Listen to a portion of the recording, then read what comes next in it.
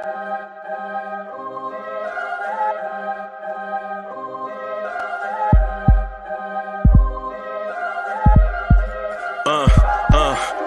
rank where the view is nothing less than phenomenal. For how I express and project from my abdominal. The only view better, both my daddy and my mama know. No living parents, my sons give me balance. My wife is my serenity, this mic is my identity. The world is foul enough, that's why I write without obscenities. Provoking danger with broken language and spoken anguish. Begging to get hurt, why would you ask to go through changes? Yes, Lord, life's a chessboard, master the angles. Control the tempo, be the one who holds the info. Acknowledge is just as deadly as machete swings. When spoken, the truth is as potent as that Medellin. While others swear the style is free, I just let it ring. Our time is undervalued, soldiers make us better kings. My family's on my shoulder, reaching after better things. Today I take the shot, for them I'd rather set the screen. My mama told me follow my dreams. My daddy told me get it by any means. Stand tall, make him bow to a king. But I've evolved, you can see the resolve. Look in my eyes when you speaking to God.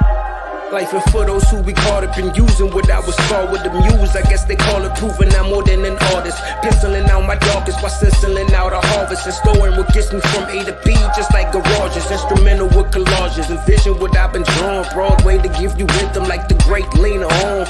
So bent on, found comfort in the storm. Find peace and on when you see them others perform. Organized chaos, I'll cast it like hey ya.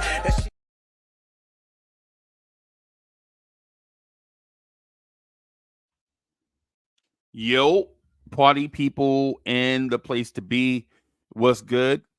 Welcome to the premiere Knicks in the Morning Time show. I'm your main man, the host of the Knicks Morning Drive, Uncle Freezy, the number one chief rocker. Welcome, welcome, welcome. Good morning to all my people everywhere. Whether you are a truck driver out on the open road, or if you are a school teacher, police officer, somewhere doing some type of public service, to all my salespeople out there in the sales force, good morning, good morning, good morning, good morning, good mornings.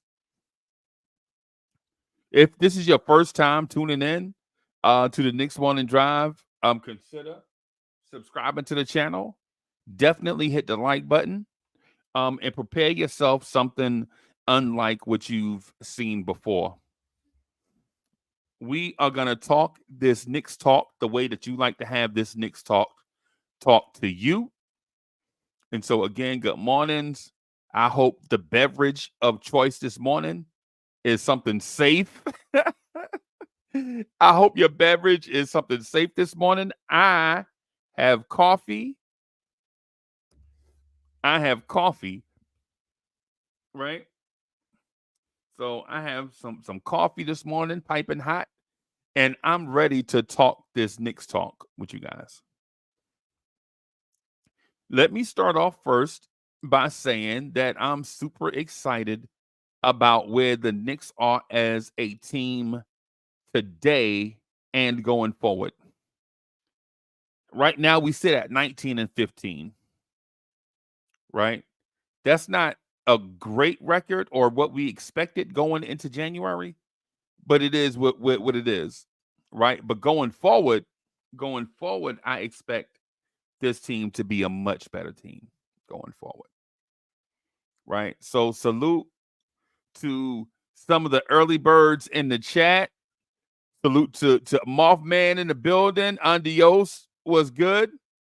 I see you. The Hollywood legend, Bobby Santiago, is in the building. I'm just going to ask the paparazzi to leave Bobby Santiago alone just for a little while. That's our guy. And for those that don't know, that's like a running and inside joke for Bobby Santiago. Good morning. Good morning.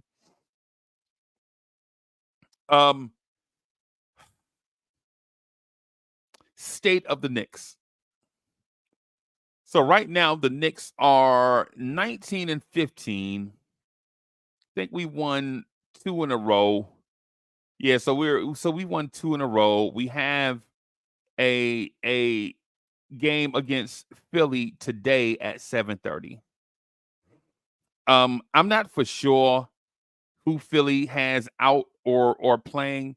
I'm looking at the ESPN update right now. ESPN gives Philadelphia a 3-1 chance to beat the Knicks tonight. Joel Embiid is playing at an MVP level. They have nobody of concern really being out. Korkmaz is out. Robert Covington is out. DeAnthony Melton is out. I guess he was a starter for a little while, but nobody of concern. So Philadelphia is 3-2 in their last 5, and the Knicks are 2-3 in their last 5. So Philadelphia lost to Chicago and Miami, right? And the 3 losses to the Knicks have Indiana, Orlando, OKC, all pretty good teams. All teams playing over 500 at the moment, or at least last I checked.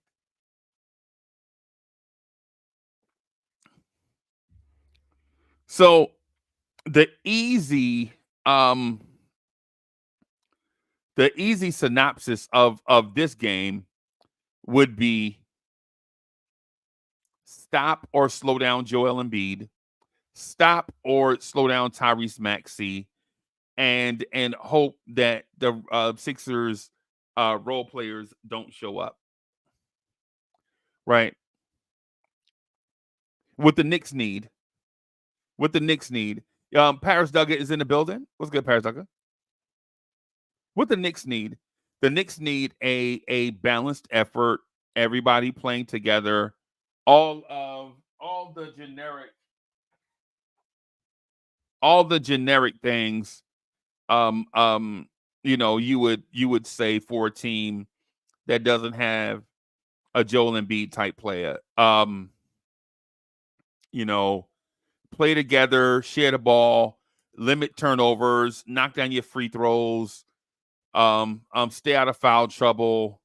All the team oriented things that you'd like a team to do, a deep team to do that doesn't have a Joel Embiid. And I know that sounds generic, but yeah, that's basically, in my opinion, that's basically where these coaches are familiar with each other. Tom Thibodeau has coached against Nick Nurse a lot of times, so it's nothing new, right? Nick Nurse is just in a different city, but he's a talented coach. It'll be the 3rd game with OG Anunoby, Precious Achiuwa.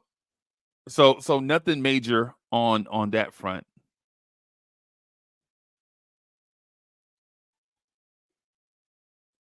My pit bull is in there. Well, hold on, y'all. My dog is in there whining.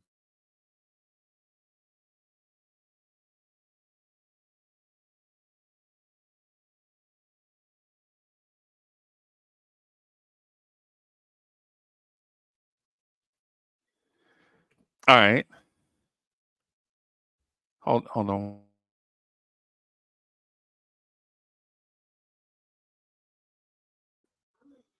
All right. Yeah, Benny is in there whining big time. I think he wanted to go outside, and then he'll go outside since it's about 30 degrees here where I am in South Carolina. It's about 30 degrees, so he'll go outside and then immediately run back in the door. It's like, hey man, it's freezing out there, Uncle Freezy. You didn't know it was freezing outside? Yeah, Benny, I know. It's freezing outside. I know.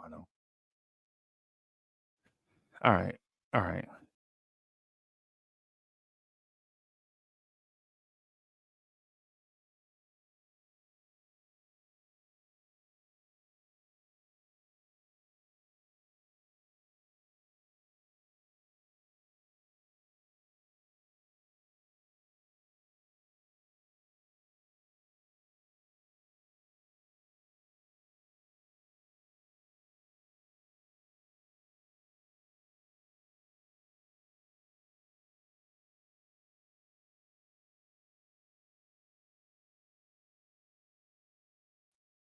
All right. So I was told to kind of dress like an adult. So I dressed like an adult just a teeny bit.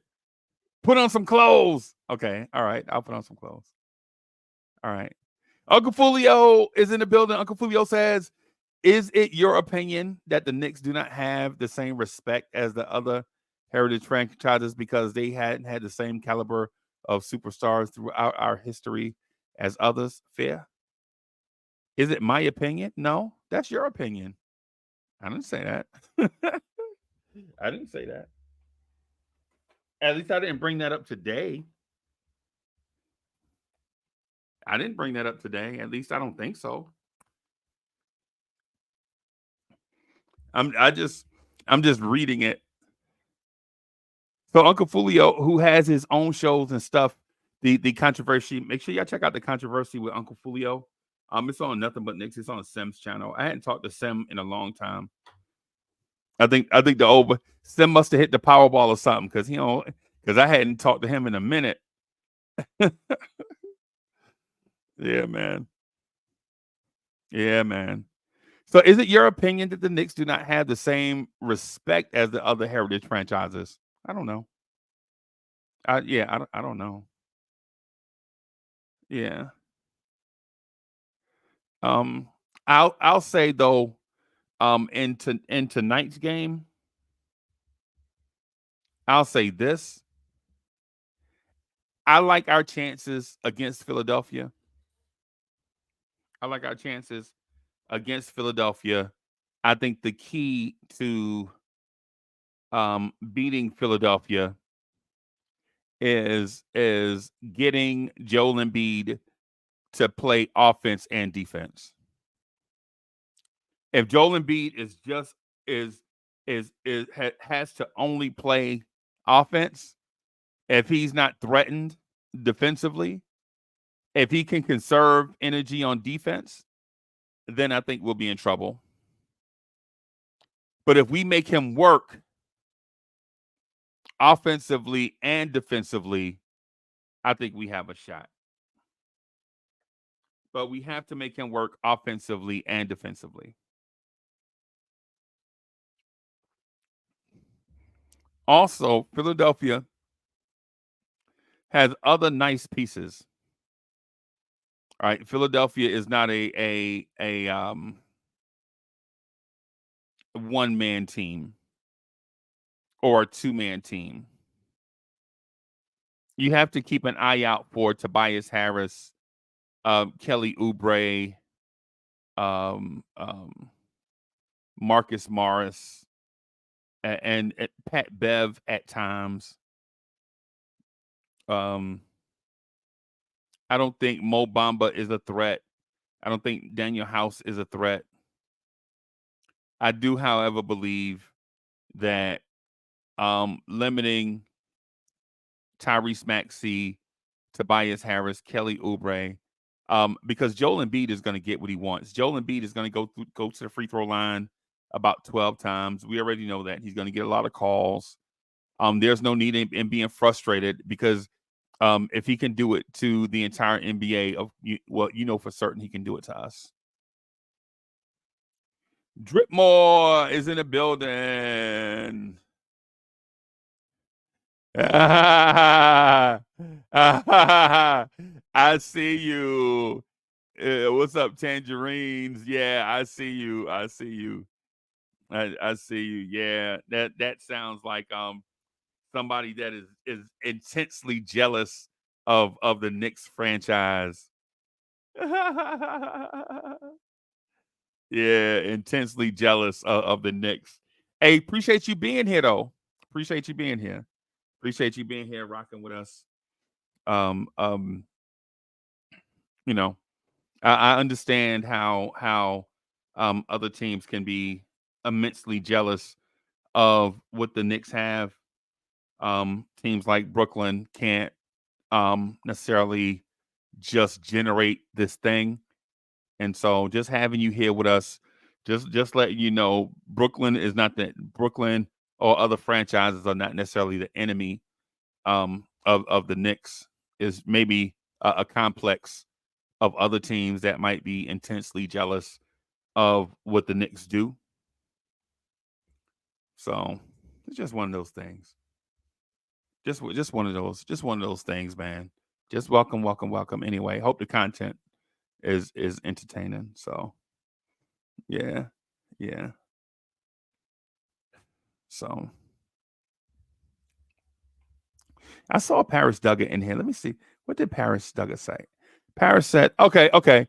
Yeah, Paris says, we were on Channel 7 on national TV and without being deserving, really, as a great example. Yep. That's that's just what it is. You're on ABC and you're not a 25 win team. It's just us.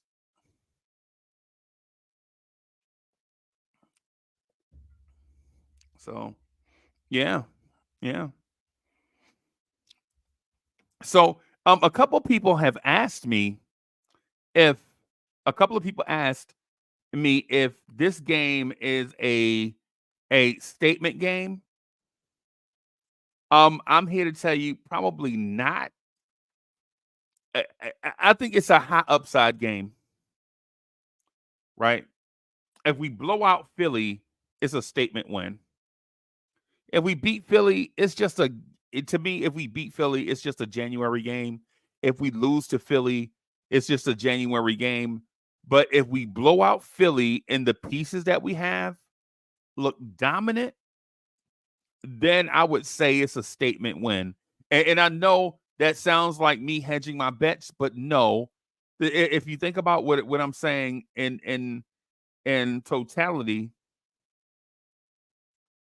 I'm saying if we beat them, if we pull out if we win by 7, it's only a January win, right?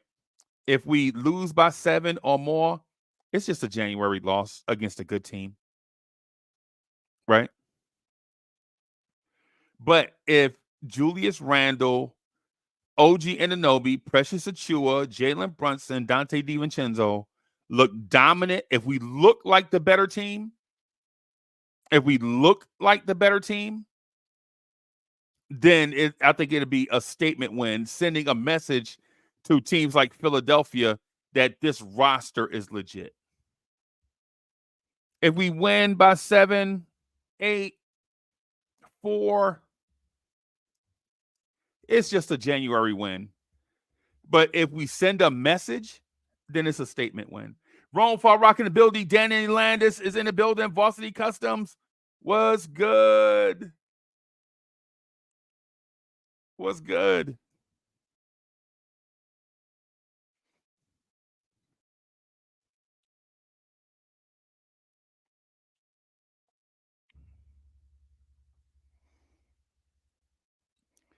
Varsity Custom says, did you see Gilbert Arenas' show yesterday?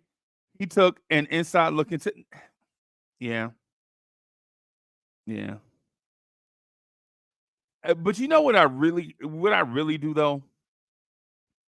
And I like Gilbert Arenas, right?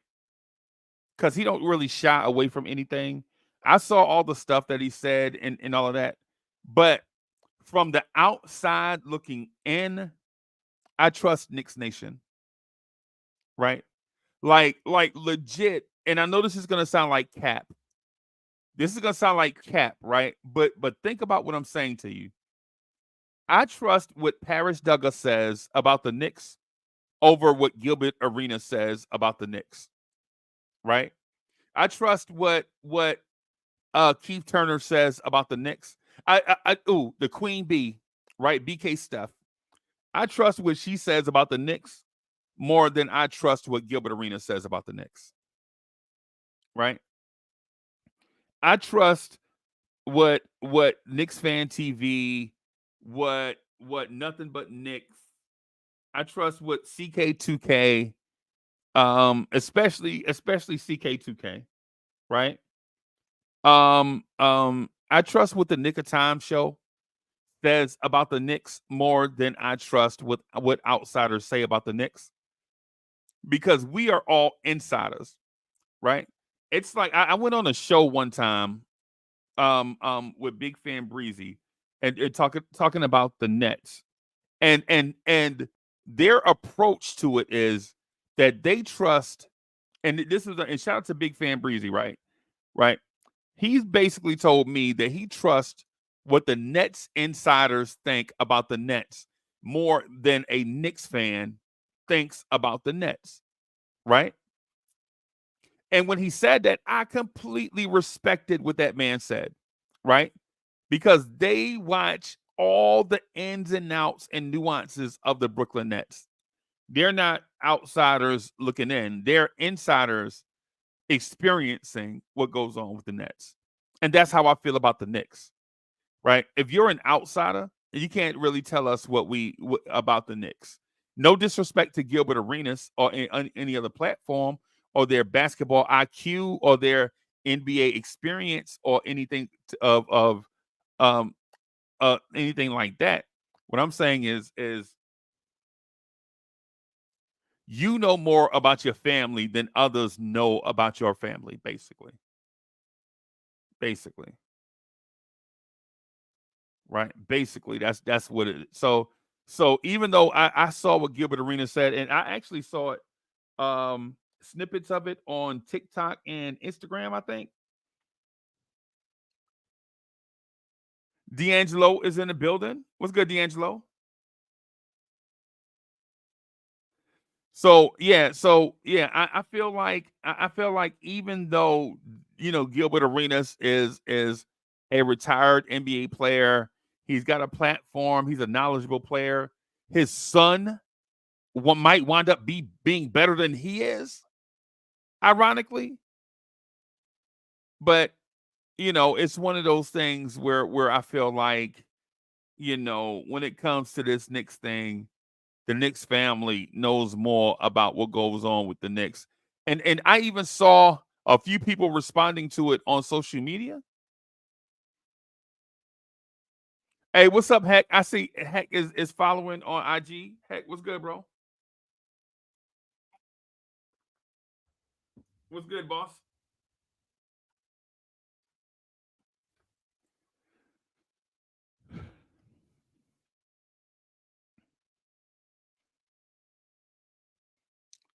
So I saw a few things. What I'll say is about this Knicks team is I understand how everybody wants to say that the OG move is the move that is the precursor to another major move, right? Keyshawn is in the building.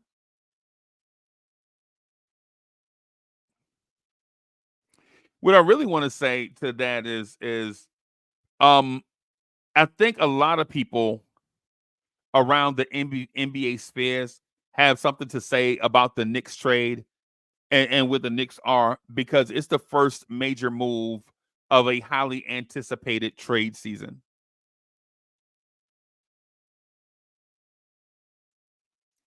Danny Landis in the building. Danny says, I hear rumors wants Robinson for Towns. What do you think? I don't know. I don't or I'm sorry, yeah, Robinson for I don't know, man. Um I think our center position is solid. I think our center position is solid, man. To be honest with you, the wave in the NBA is either having a generational talent at center or a bunch of dudes, no in between. Basically, the center position in the NBA going forward is either you have a Wimbiana, a Jokic, an Embiid, or a bunch of dudes in a rotation on cheap contracts.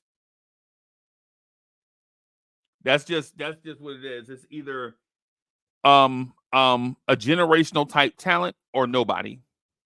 All or nothing. Right? Just what it is. Either you have um um a Victor Wembanyama, Kristaps Porzingis, or you have a Kevon Looney. That's that with it.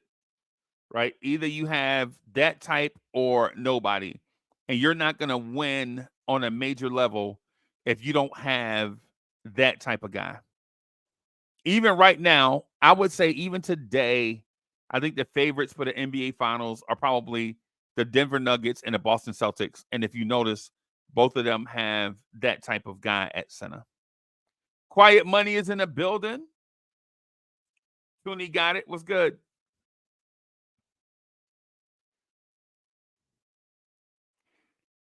Shout out to the greatest borough that has ever existed, Brooklyn, New York. Shout out to Brooklyn.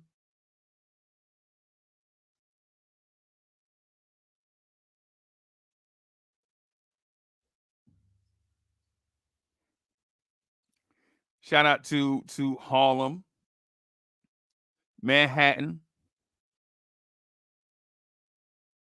Shout out to Long Island, Central Islip, Brentwood.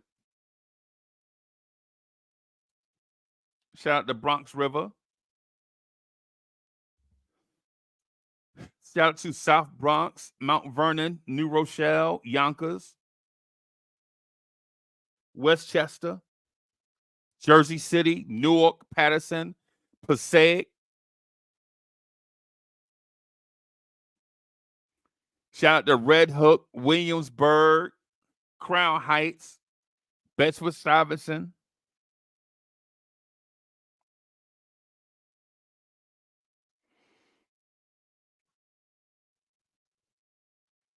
Oh yeah, hey, how can I forget Queens? Shout out to Far Rock, Inwood.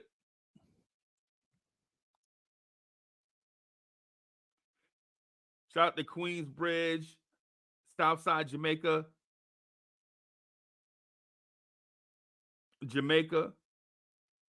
Shout out to everybody watching this internationally. Portugal, Brazil, the Philippines, Canada, our big following in Canada. Shout out to all our Canadians that watch.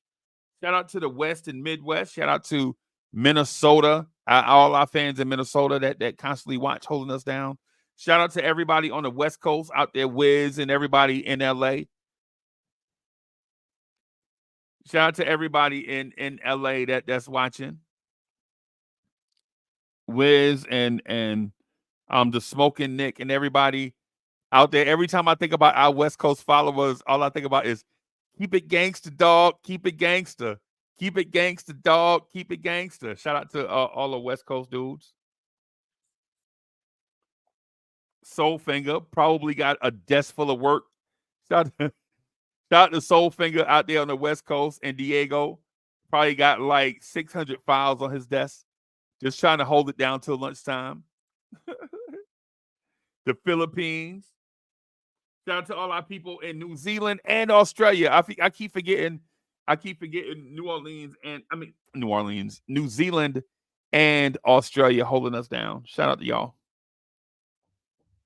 Shout out to everybody, the replay gang watching us out there on replay.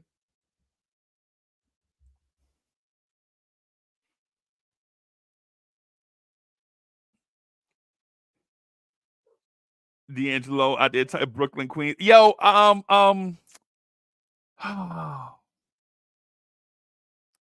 keep forgetting a little spot in Brooklyn. I gotta it's a spot in Brooklyn. I keep forgetting to shout out. It's not Red Hook. It's not East New York because I shout out East New York and Red Hook, and not Coney Island. I'll think of it. It'll come to me.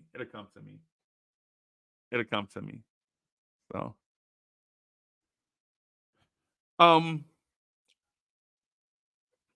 I think what has happened over where it says Fort Greene. No, not Fort Greene. It's not Fort Greene. Bensonhurst. That's it. Shout out to Bentonhurst. Shout out to Clinton Hill. Yeah. Shout out to Clinton Hill. Shout out to Bensonhurst, Clinton Hill. Yo, every time when I think Bensonhurst, I think of two things: D'Angelo and the Honeymooners. Shout out to the old heads that remember that TV show, The Honeymooners.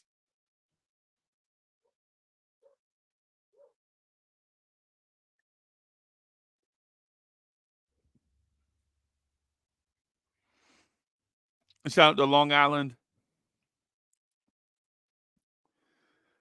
Yeah, man. Shout out to those that actually remember that show, The Honeymooners, bro. Yeah, man. Danny Landis says, shout out to Suffolk County. And every time I think about Suffolk County, I think about this song by K Solo called Fugitive. Shout out to Suffolk County, man. Shout out to all my people, all my loved ones in Suffolk County, all my cousins in Suffolk County. You know what I mean? Yeah, man. Shout out to the Forgotten Borough, Staten Island. That's right. That's right. Shout out to the Forgotten Borough, Staten Island. Staten Island always be like, yo, why y'all always forget about us? I know. Shout out to the Force MDs, Staten Island. Shout out to the Force MDs. But anybody that remember who the Force MDs are.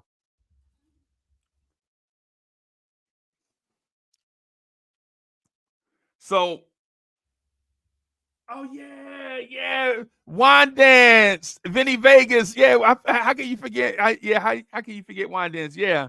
Yeah,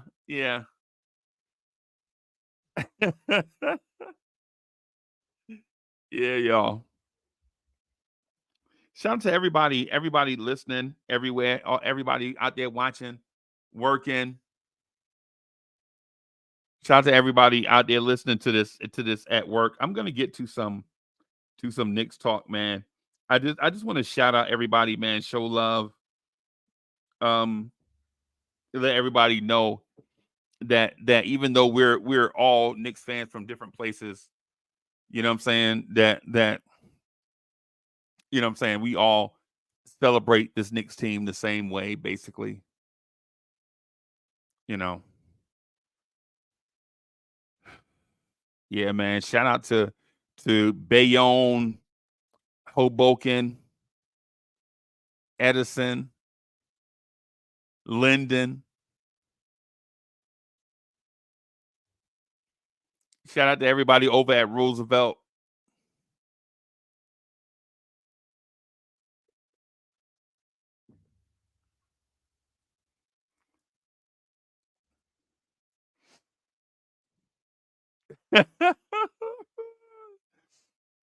All right, so locking back in, I think the point guard matchup is going to be intriguing. Tyrese Maxey versus Jalen Brunson.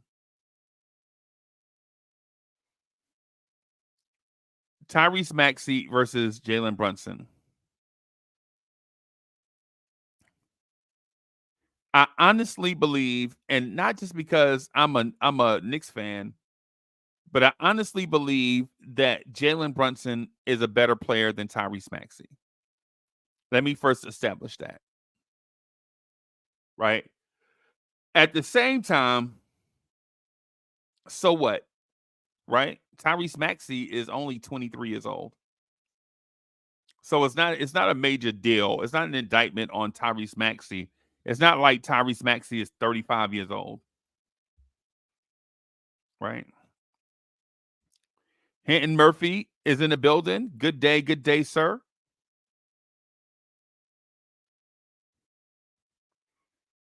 My belief is that Jalen Brunson is quickly becoming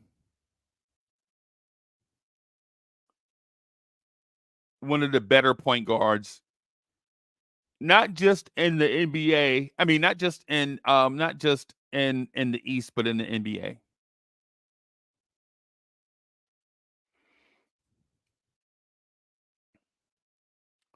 I don't know if statistics bear that out. But Jalen Brunson is averaging 25.7, 6.4 assists, right? 3.9 rebounds. Really don't expect him to rebound, but okay.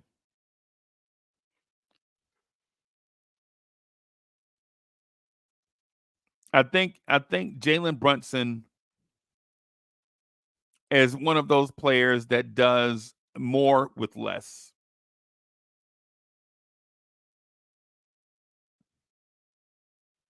Jalen Brunson is one of those players that does more with less. Keith Turner is in the building.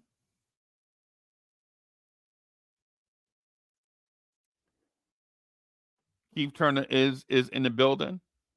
Keith Turner probably just left the Earth's core, just held the planet together so that everybody could live. Shout out to the superhero that we all acknowledge is Keith Turner. Keith Turner is just left the Earth's core, smoking a cigarette. Keith Turner was in the Earth's core. It's 13,000 degrees down there. And Keith Turner was down there smoking a cigarette, holding the core together so that everybody on Earth could live. Shout out to the superhero that is Keith Turner. Wiz says Brunson is a better player primarily because his IQ and offensive skills are a 10 plus, where Maxey is an 8, but on defense it's 9-7. Maxey's favor. King Ribby is in the building.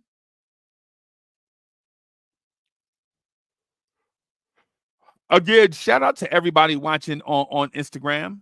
I see y'all. Rob CPR.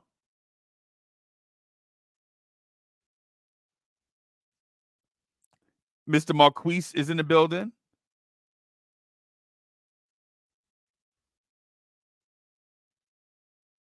Mega in the building. I see y'all, man. I see y'all. I'm trying to go back and forth between the screens, everybody. I can't see everybody at the same time. So because I have the app open on StreamYard, so I can't see YouTube and all the comments open on both at the same time. But I think the point guard matchup goes to the Knicks. I think the forward matchup goes to the Knicks. I think OG Anunoby and Julius Randle is a top 5 forward combination in the NBA. I think the only forward combination I think is even close is Tatum and Brown. Nobody else is even close. OG Anunoby and Randle, that's an A+ forward combination. Maybe Franz Wagner and Paolo Banchero, maybe. Maybe. I don't think they're better, though.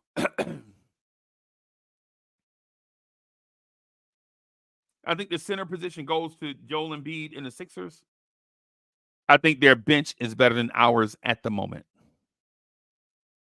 With all that said, I'm going to move out of the way so that Instagram gets to see a little bit of a panel, because the Instagram crowd is only going to be around for about another 20 minutes or so. So I'm going to throw the link in the chat.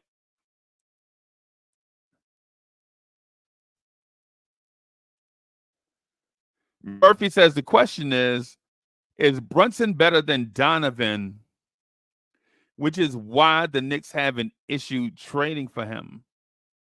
That's interesting. And D'Angelo says if Quickly becomes a huge star, that's an indictment on the coach and the front office. Yeah. And Keith Turner says IQ is running his own show in Toronto, but most Knicks fans said that IQ couldn't run his own team. Did they play last night? Y'all talking about Quickly. Did they play last night? No, they didn't. Okay. No, they didn't. I liked Emmanuel Quickly. But now that he's gone, c'est la vie. Yeah, hit me up. Oh, I'm sorry. I keep saying hit me up. Am I dyslexic?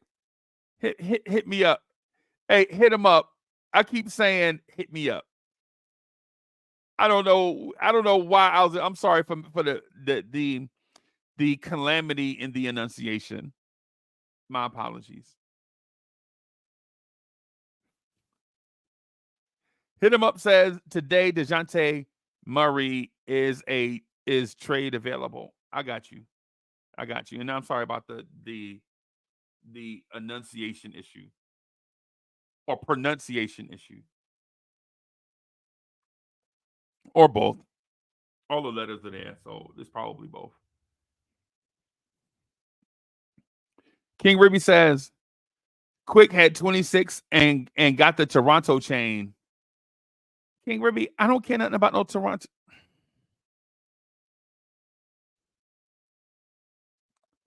King Ribby, I don't care about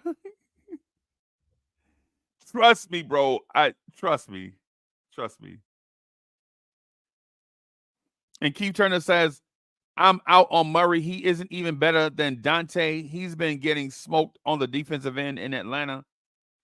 Yeah, I'm not a fan of the DeJounte Murray thing. Now that I look more and more into it.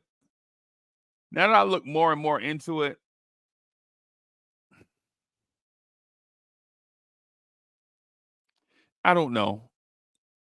While I think about this thing, let me shout out the greatest borough that has ever existed, the Bronx, New York. Why'd you on the beat?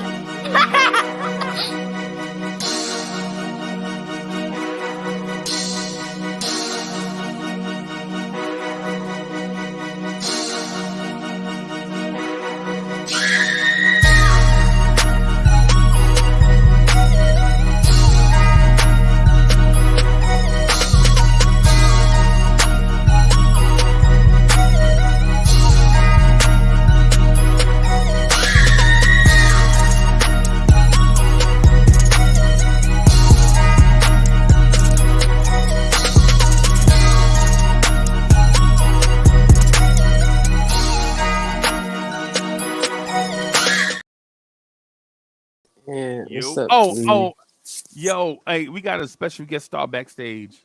Hold on for a split second. Do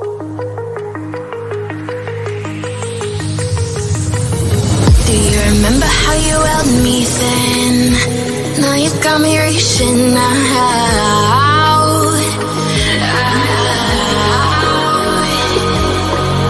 And do you see you got me falling in more times than I can get out?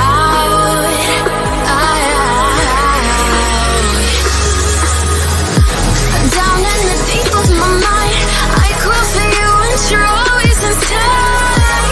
Down in the deep of my mind, how long do I got to keep you, Down in the deep of my mind, I crawl for you and you're always inside.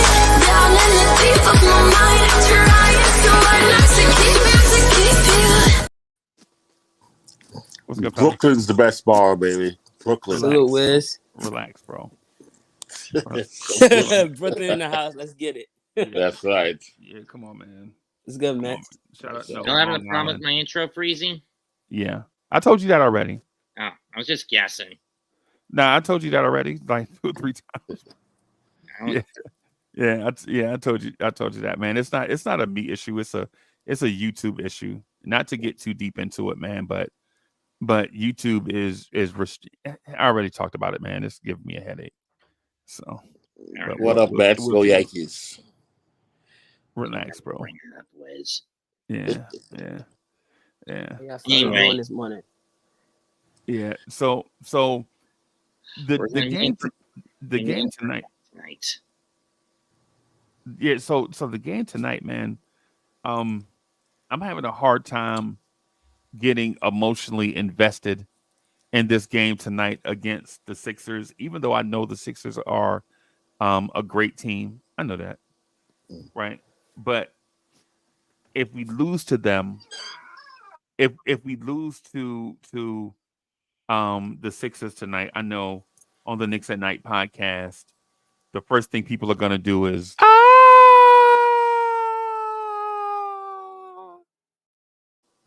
No, I don't think so. Yeah, I think they will, bro. Personally, we've been made the Sixers punching bag for so many years. It's not really going to affect me all that much. Right. Know what I mean? Right. My perspective. I'll be whining because Right now, as we currently are constituted, I think we are the number 3 team in the East. Exactly. So that means if I lose to them tonight, I will not be pleased. Exactly. Well, again, in my case, it's a matter of when both teams get to the playoffs. And of course, as we all know, trust the process has become trust the process of elimination in Philadelphia. Right. It's rare for them to my ever God. get out of the second round. I think the Sixers have only gone out of rounds like Oh, one man. in Yeah. his stint with the Sixers, and that was in 19 when they got to the conference final. Right. Right. Well, Oh, my issue though is I think it's going to be with the Knicks fans, and I don't want it to be a me versus Wiz or me versus other Knicks fans thing. But if you know they have the reigning league MVP, right? If you know that they've been a top 3 team or a top 5 team in the NBA all season, and you know your team has flaws, right? And you know you're a couple of players away, then why would you be upset if your flawed team loses to a great team with the reigning league MVP? Actually, I think I don't think they're a great team. That's why I think they're league MVP. They got a really nice piece next to him who's very young but talented. And our point guard is better than theirs. So I think our overall team, though flawed, is less flawed than they are, with more weapons to potentially do some damage. So I'm giving Abibas 40 points. Give him his 40-15. He's 35-12 right now for the season, so give him his 40-15. Even give Maxey, 25-10 on assist. But Boom, everything else, shut him down. We can shut him down on the rest of the team. But while they're Go ahead.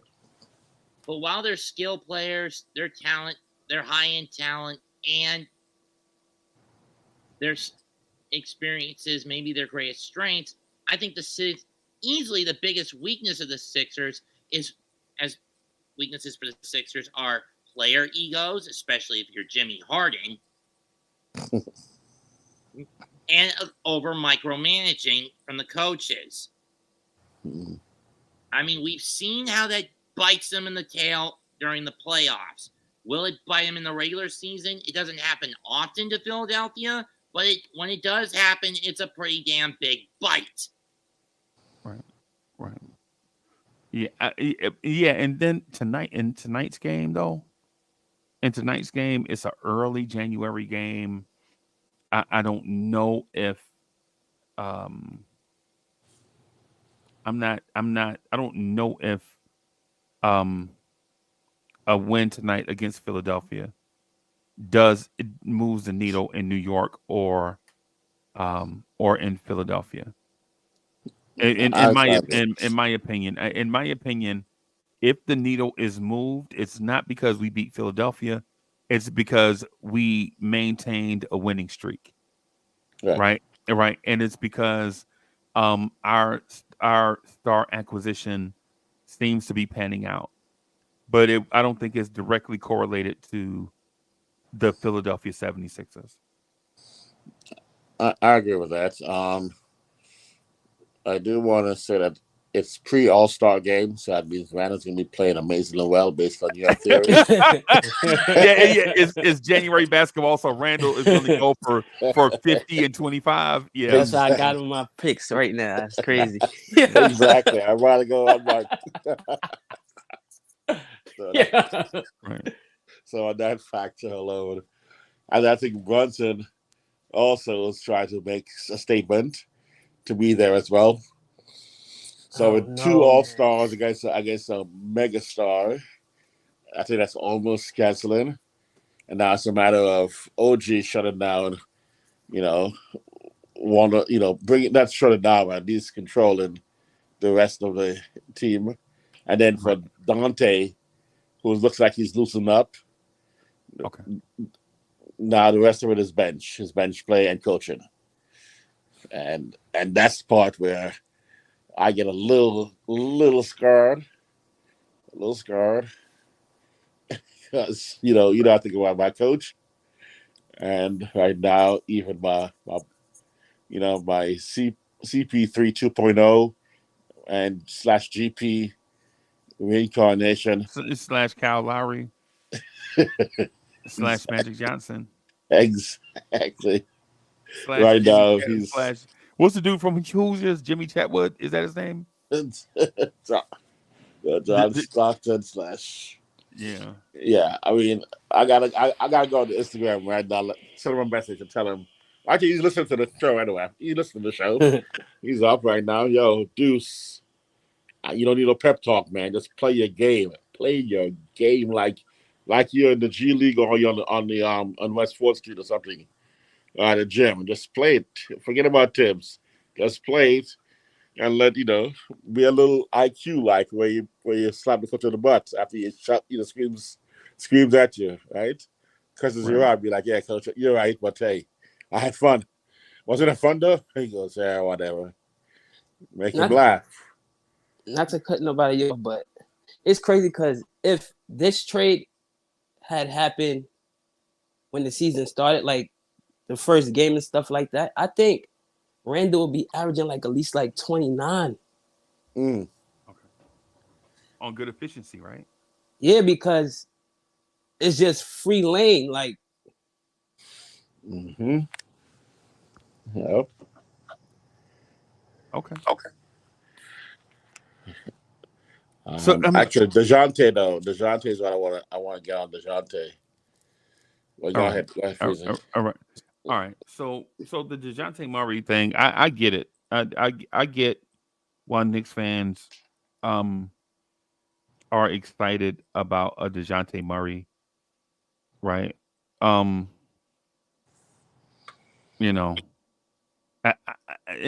my view, if we're going to change the subject from the Sixers to trade speculation, let's just do it in earnest. And in my view, I would say explore all avenues. Don't lock in on one target. I'm going to say go shopping. I'm going to say go shopping. Don't just lock in on Murray.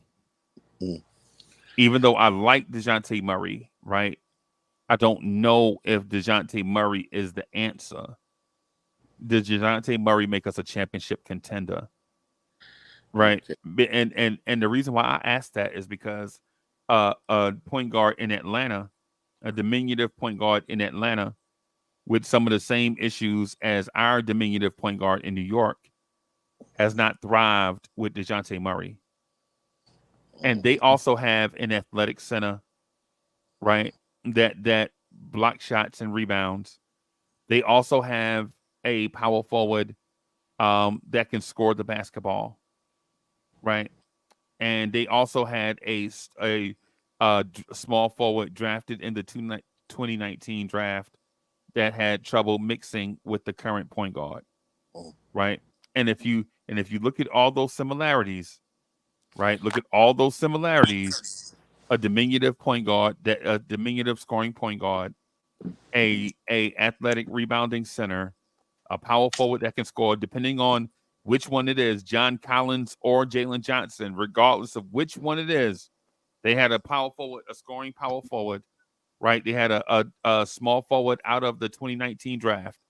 RJ Barrett and DeAndre Hunter, both drafted in the same range. And DeJounte Murray played for that team.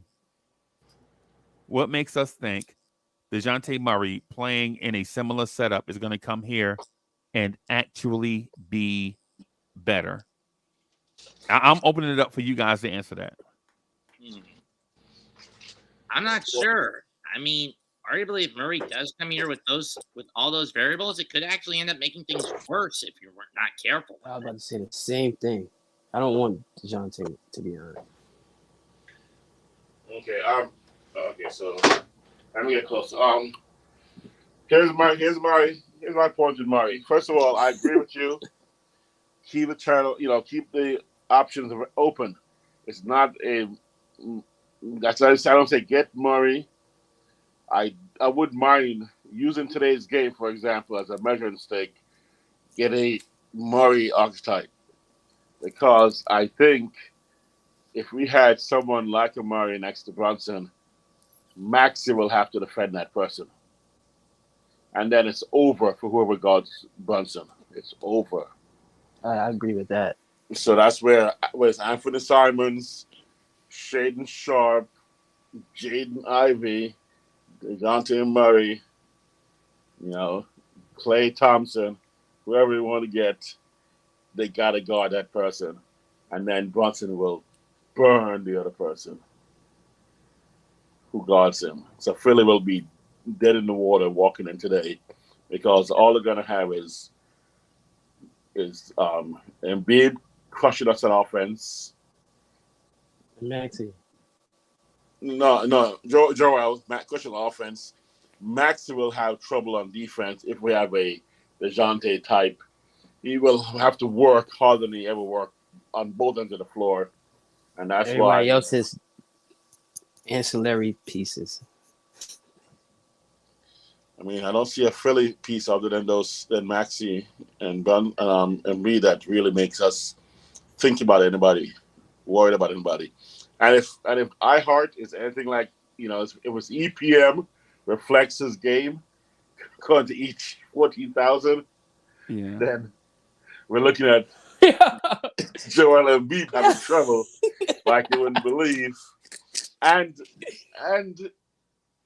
iHeart producing as well, with a triple or quadruple double on, points, rebounds, blocks, and assists, standing there picking rolls, distributed from the point. I'm just saying, with a couple of 3-point shots being hit as well, based on EG 14,000 assessment. I'm not joking, by the way. I actually believe it or not. The numbers don't lie, and the numbers may give a rosy picture. Man, them phony baloney stats. Man, them phony baloney analytics, bro. The next time EG14 is in this chat. So Wiz, just really quick. Yes, sir. In the 2 games that Philadelphia played, Atlanta this year, and in one game, Tyrese Maxey played 40 minutes, right? And in the game in Atlanta, he played 40 minutes. He was 5 of 13, 3 of 6 from 3, 8 rebounds, 2 assists for 19 points. DeJounte Murray was 5 for 16, 3 of 7, 3 assists, and 13 points. Right? Nice. So he outscored Murray by 6 in that matchup in Atlanta, right? And then the game in Philadelphia, just really quick, the game in Philadelphia, DeJounte Murray scored 20 points, 4 rebounds, 9 assists, but Tyrese Maxey was 4 of 8 for 30 points and 7 assists. And so are we really talking about DeJounte Murray's defense on a point guard? And I know he didn't guard him for every basket, right? I know he didn't guard him for every basket. But is DeJounte Murray that much of a factor defensively nowadays? Or is his reputation? No, I'm saying just keep him away from Brunson is the biggest deal because what Maxey did and what again Embiid did, I think offensively it's difficult to stop. But what I do know is that if you leave Brunson alone, then he'll cancel out the difference that DeJounte and Maxey will have. So the 10-point difference in the second game, I think, or 6-point difference in the first game, whatever the combination is, I think that net difference is going to be a 20-point difference in Brunson against whoever guards him. And that's what DeJounte type is. Again, I'm using DeJounte type because I'm not. Tonight it may be Kelly Oubre. Is Kelly Oubre? Yeah, because DeJounte, like, if you've been seeing him recently, like, he's not like who he used to be. Right. Right. So again, I'm not looking at DeJounte. I'm looking at Anthony. I don't know if you can pull Shaden Sharp or Anthony. I don't know. If you're not getting Shaden Sharp. No, I know. I'm just dreaming. I'm dreaming. Nah, That's Portland's. That's Portland's. Yo, that Shaden Sharp, and this is not hyperbole, in school. but Shaden Sharp is ascending like he's going to be Anthony Edwards, I right? know. And so for people that are thinking Shaden Sharp would never be Anthony Edwards, but you didn't think Anthony Edwards was going to be this good either after 90 games, right? After 90 days, people were talking about weight issues, and is he a small forward or a shooting guard? There was a lot of questions, right? It's too early in Shaden Sharp's career. Portland's not going to give him up that easy. I know. So I'm just throwing a dream out on the types, but I guess it's Anthony. Let's look at Portland. It's Anthony. Jaden Ivey. You know, that's what I was looking at. To be honest, right? I'm just saying that type will pull enough from Tyrese or match up enough for him, but mostly what it is it gets Tyrese, gets Maxey off of Brunson, and that's what I want. I just want someone to be off Brunson, but won't like overwhelm the other person too much. So if it was Grimes against Maxey, I'm worried. It's gonna be 30-10 point differential. If it's DeJounte or Anthony, it may be 30-20 one night, it may be 20-12 one night, but it's going to be where defensively they got to follow that kid, the other player, where Max is going to follow Grimes. Okay. I mean, I'm sorry, I like Grimes, but I think right now they throw anybody on the rest of the Sixers, and Grimes is going to put up his 4 shots and may go 3 for 4 one night and 1 for 4 the other. Okay. Not to cut anybody off. Freezer, you watch Pistons basketball? Yep. So Jaden Ivey, like, what you think about him? I just think he's a young player. So you don't see like no upside, no anything? No, that's not what I said. No, I just said I think he's a young player. So because how much for the Mitch what's it called again? I think you might be asking me the wrong question. I think just hear me out real quick. I think you're asking me what player fits best with the Knicks at the 2 guard spot, and does Jaden Ivey fit that question, that the first question? No, that's not. It is, but it's not, because to be honest, I think Jaden Ivey is like a 1 in a 2's body, in my opinion. So why you ask me the question then? No, so I'm saying, like, couldn't we like get like probably like move what's his name again? Grimes and some picks for him? But for what though? Because So if he's a 1 in a 2's body, don't you already have a 1? Which is Jalen Brunson, right? Right. But who's coming off the bench? I don't trust Deuce, to be honest. So you're gonna trade 1st round picks for a dude to come off the bench? No, to be honest, no. I'm trading like 2 seconds or something like that. Nah, they're not gonna give you Jaden Ivey for 2 second round picks. And Grimes? No, they're not gonna give you. It's essentially 3 second round picks for Jaden Ivey. All right, one pick, 1 first round. 1 first, 2 seconds, and Grimes. Exactly. Think about what you say. A first, 2 seconds, and Grimes for a dude to come off the bench. That's a lot. But he's coming off the bench regardless right now. Right. But all they paid was 1 draft pick for this dude to come off the bench, and they're rebuilding. Right. You have to take into account the direction of the team. It's okay for them to lose, right? Bro, think about this. If the Knicks the Knicks are 19-15, right? What if the Knicks were 3-31? Would we be having the same conversation? I don't know. Fire everybody. That's what I'm saying. That's why it's okay for them to come off the bench, because they're developing.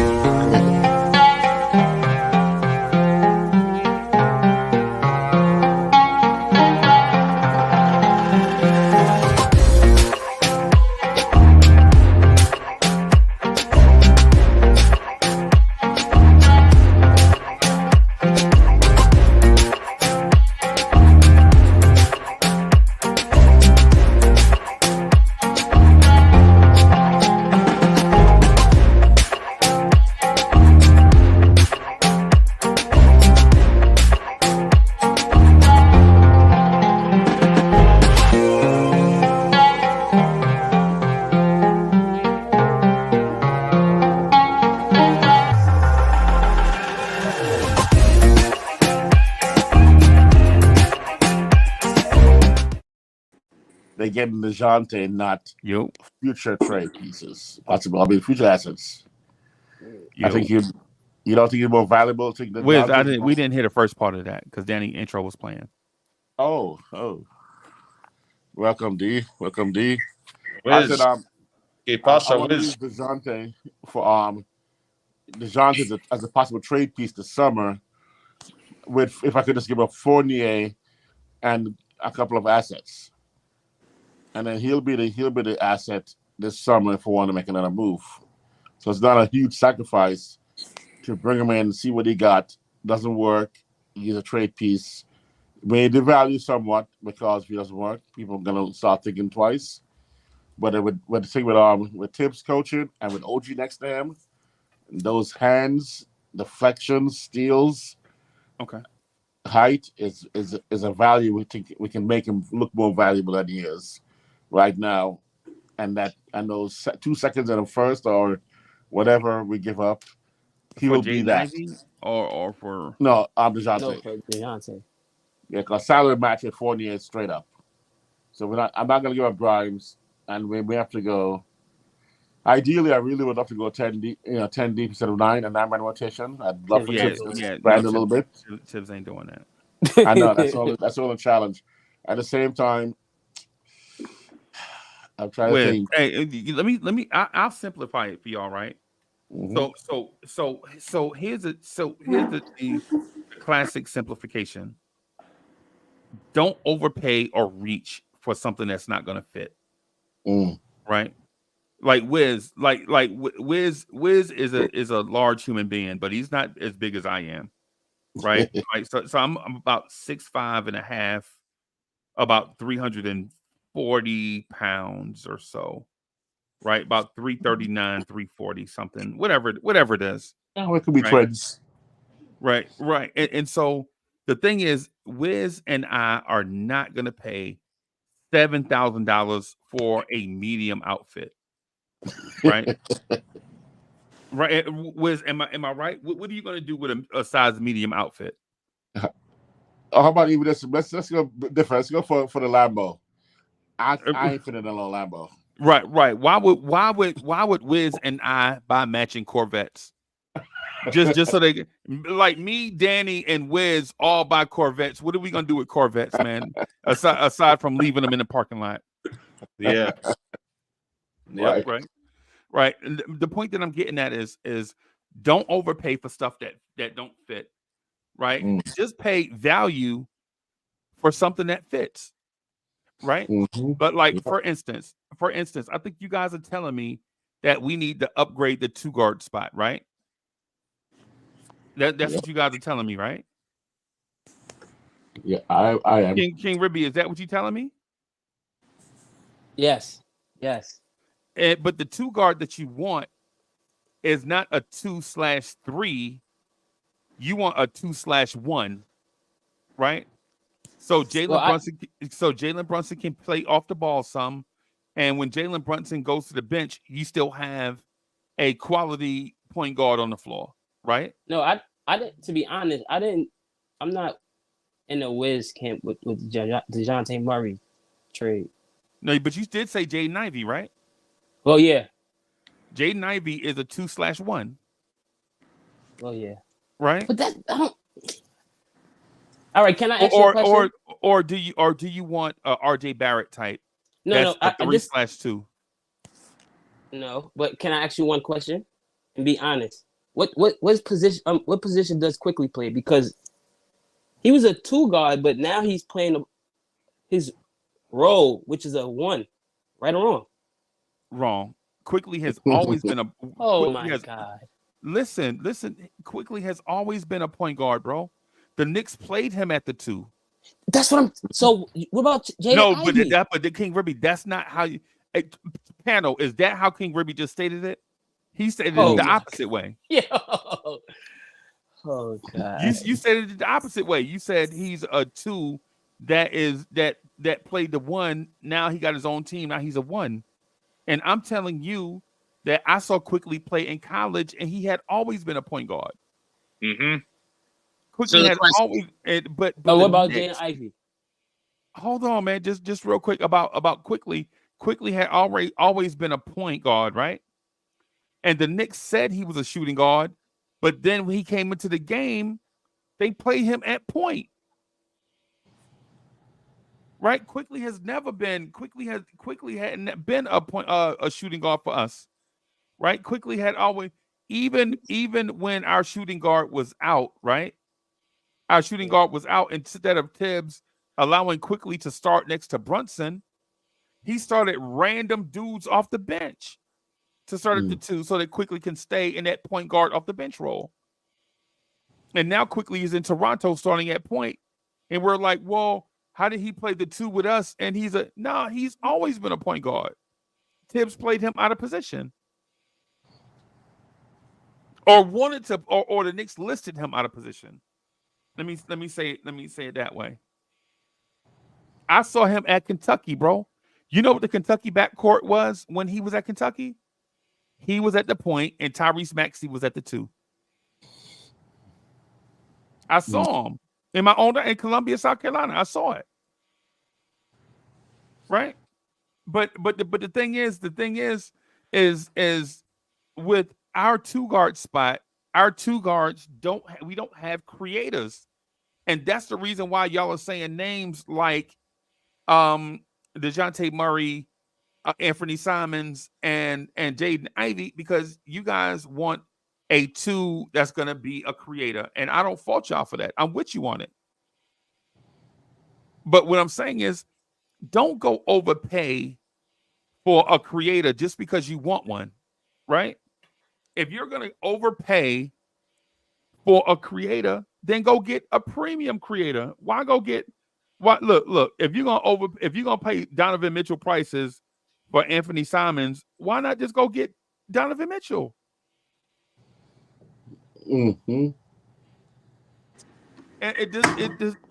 I don't understand it. If you're gonna get in this category of multiple first round picks and young players, why are we talking about Tyler Hero when you could just go get the guy you want? King River, you don't like Donovan Mitchell? All right. To be honest, I do, but no comment. No comment because it's gonna get tomatoes thrown at me. So no comment. Oh, but you want us to trade for RJ Barrett? No. Oh, okay. But to be honest, like, forget it. Yeah. Go ahead, speak your mind, son. This is it, man. We cool. Everyone's cool here. Honest, I would have rather Donovan than I was. You want Donovan over DeJounte? Our point guard. Oh, fires! That's smoke right there. Bring the smoke. Yes. Oh my. Go ahead, Daddy. Oh my God. Hey, Bobby Schmurder, would you please let King Ribby get back on the chat? Bobby Schmurder done took over King Ribby thing, bro. Bobby Schmurder, let King Ribby talk, bro. Bobby Schmurder in the background. Bobby Schmurder, let King Ribby do his thing, bro. We love King Ribby, bro. King Ribby, our brother, bro. We love that dude. Bobby Schmurder, stop playing. Stop laughing, King Ribby, our brother, bro. We love him, bro. You know what I'm saying? Oh boy. Just saying, man. But are we talking about what happened in the past, or do we want to talk about what's going forward? Yeah, we can talk about what's going on right now. But in the past, I would have rathered. But in the future, as we speak of now, I'm good what we got now. But I would rather, you know. I got your back, King Ribby. You know what? Prior to getting Brunson, that was my preference also. But seeing how Brunson is playing, how he plays right now, because I don't necessarily him. I didn't expect that. Of course, I wish Brunson was Brunson's all of his skills was in Donovan Mitchell's body because of the athleticism, the I mean, the verticality, mostly idea of explosiveness, and to a certain extent, a little bravado, like little edge to him that I think Brunson is low key has, but Donovan kind of wears on his sleeve a little bit more, as well as wingspan is a little bit more on Donovan's side as well. So that would be if everything Brunson had, that Donovan could nothing get what Donovan Brunson has. That'd be ridiculous. I like them both, but for a slightly different reason. But right now, I wouldn't trade Brunson for Donovan right now. No, I wouldn't either. That's a ridiculously stupid idea. Of course. If you were going to trade someone to get Donnie, it would have been RJ, right? RJ instead. But no, you shipped him out to Toronto. Right. Yeah. We signed RJ to not get Donovan. We signed RJ to that contract. Oh, We're still going to need dead cap from that contract. Hey, Uncle Freezy. Yo. I mentioned that yesterday about that trade you mentioned about Tyler Herro and Kevin Love to my coworker in the other building. Yeah, He laughed at me. He said he said Tyler Herro is a bum, and then he said Kevin Love is washed. I said, "What are you nuts?" I said, "Kevin Love's not washed." I said, I told him you got to wash your laundry. right. And the thing about Kevin Love is you're not acquiring Kevin Love to dial back the clock. You just want Kevin Love to be better than Jericho Sims. Well, of course. You just want Kevin Love on his to be worst better day. He is. Yeah, you just want Kevin Love to be better than Taj Gibson. You're not going to pay him $30 million, right? You just want Kevin Love to be your off the bench rebounder, floor spacer. You're not asking him to play 30 minutes at power forward or center. You just want him to rebound at a high rate and relocate against zone coverage, spot up for three. That's basically what you want. Jericho Sims can't do those things. Yeah. But what's the price for that though? For Tyler? Kevin Love is just another damage control move, isn't it? But what's the price, Freezer, for did you say for Tyler and Kevin Love? What's the price? So the price for us, right, in this trade, the price for us is going to be 3 first-round picks. But the thing about those 3 first-round picks is we're not trading our own first-round picks. We're trading the first-round picks that we've acquired in trades. So we're basically shaving off some of the surplus, right? So we're trading the Milwaukee pick, the Detroit pick, and the Washington Wizards first-round pick, right? We're sending all 3 of them and Quentin Grimes and Evan Fournier to Chicago. And Chicago is going to send Zach LaVine to Cleveland. And Cleveland is going to send Donovan Mitchell to Miami. And Miami is going to send us Tyler Herro and Kevin Love. I'll take it. Oh, man. It's a and so you still have a surplus of first-round picks. You have a young 24-year-old player under contract for the next 3 seasons. You have your upgrade over Precious Achiuwa, Jericho Sims, and Taj Gibson off the bench. You have the young 2/1 that King Ribby wants, and you have a floor spacer. And you have 2 experienced playoff guys, one with a chip, and one who's a young guy who's fearless. So you have 2 with a chip. DiVincenzo won a chip with Milwaukee also. Oh, okay. I thought about getting the ones in the trade. We're bringing in 2 guys who playoff experience. With Kevin Love won a chip also. Yeah. And Kevin Love got a chip. So now you have 3 3 champions on your roster. You have OG Anunoby who won a chip. You have Dante DiVincenzo who won a chip, and you have Kevin Love who won a chip. You also have Tyler Herro with a bunch of playoff experience also, and who excelled in the playoffs. Who's not a fair, who doesn't have the spotlight. Right, who's definitely a potential New Yorker, where the spotlight will not faze him. Right, and in fact, he'll eat up the spotlight. He may steal some of the spotlight from some of our guys, right? Because he has some attributes. And then plus the first round picks that you gave away, You have no idea what they're going to be because if they don't convey, they're going to turn into 2 second-round picks, right? Now, do you hold on to them and allow them to expire and turn into 2 second-round picks, or do you trade them away as valuable assets in their peak? Yes. The Milwaukee will be a 25th pick next year. Right. So it'll be first with 25. It'll be You assume it's potential. going to be the 25th pick. It may be the 30th pick. No. You don't think that. Milwaukee is a championship contender? Not next year. This is it. Wiz, This is come on, a Wiz, one come shot. on. It's a one-shot Come on, deal. Wiz. They don't make it this year. We going for it. We got it next year. So don't knock next year. Come on, Wiz. I mean, come on. Even if they don't win it, bro, that pick still could be 28, 27. They got to make ECF finals next year. No, it's us and Boston next year. Or maybe Orlando, us and Boston. Going for that. You're making a projection on. Okay, all right, whatever. Exactly. I got whatever. And who knows? Damian may want to get a trade. Maybe he'll become a new. Come on, man. He'll become a new Harden. He'll be hopping around the league, looking for a team to help him win. Y'all better not throw tomatoes at Wiz in the chat, man. Don't do that. I'm just going to say this about this trade proposition.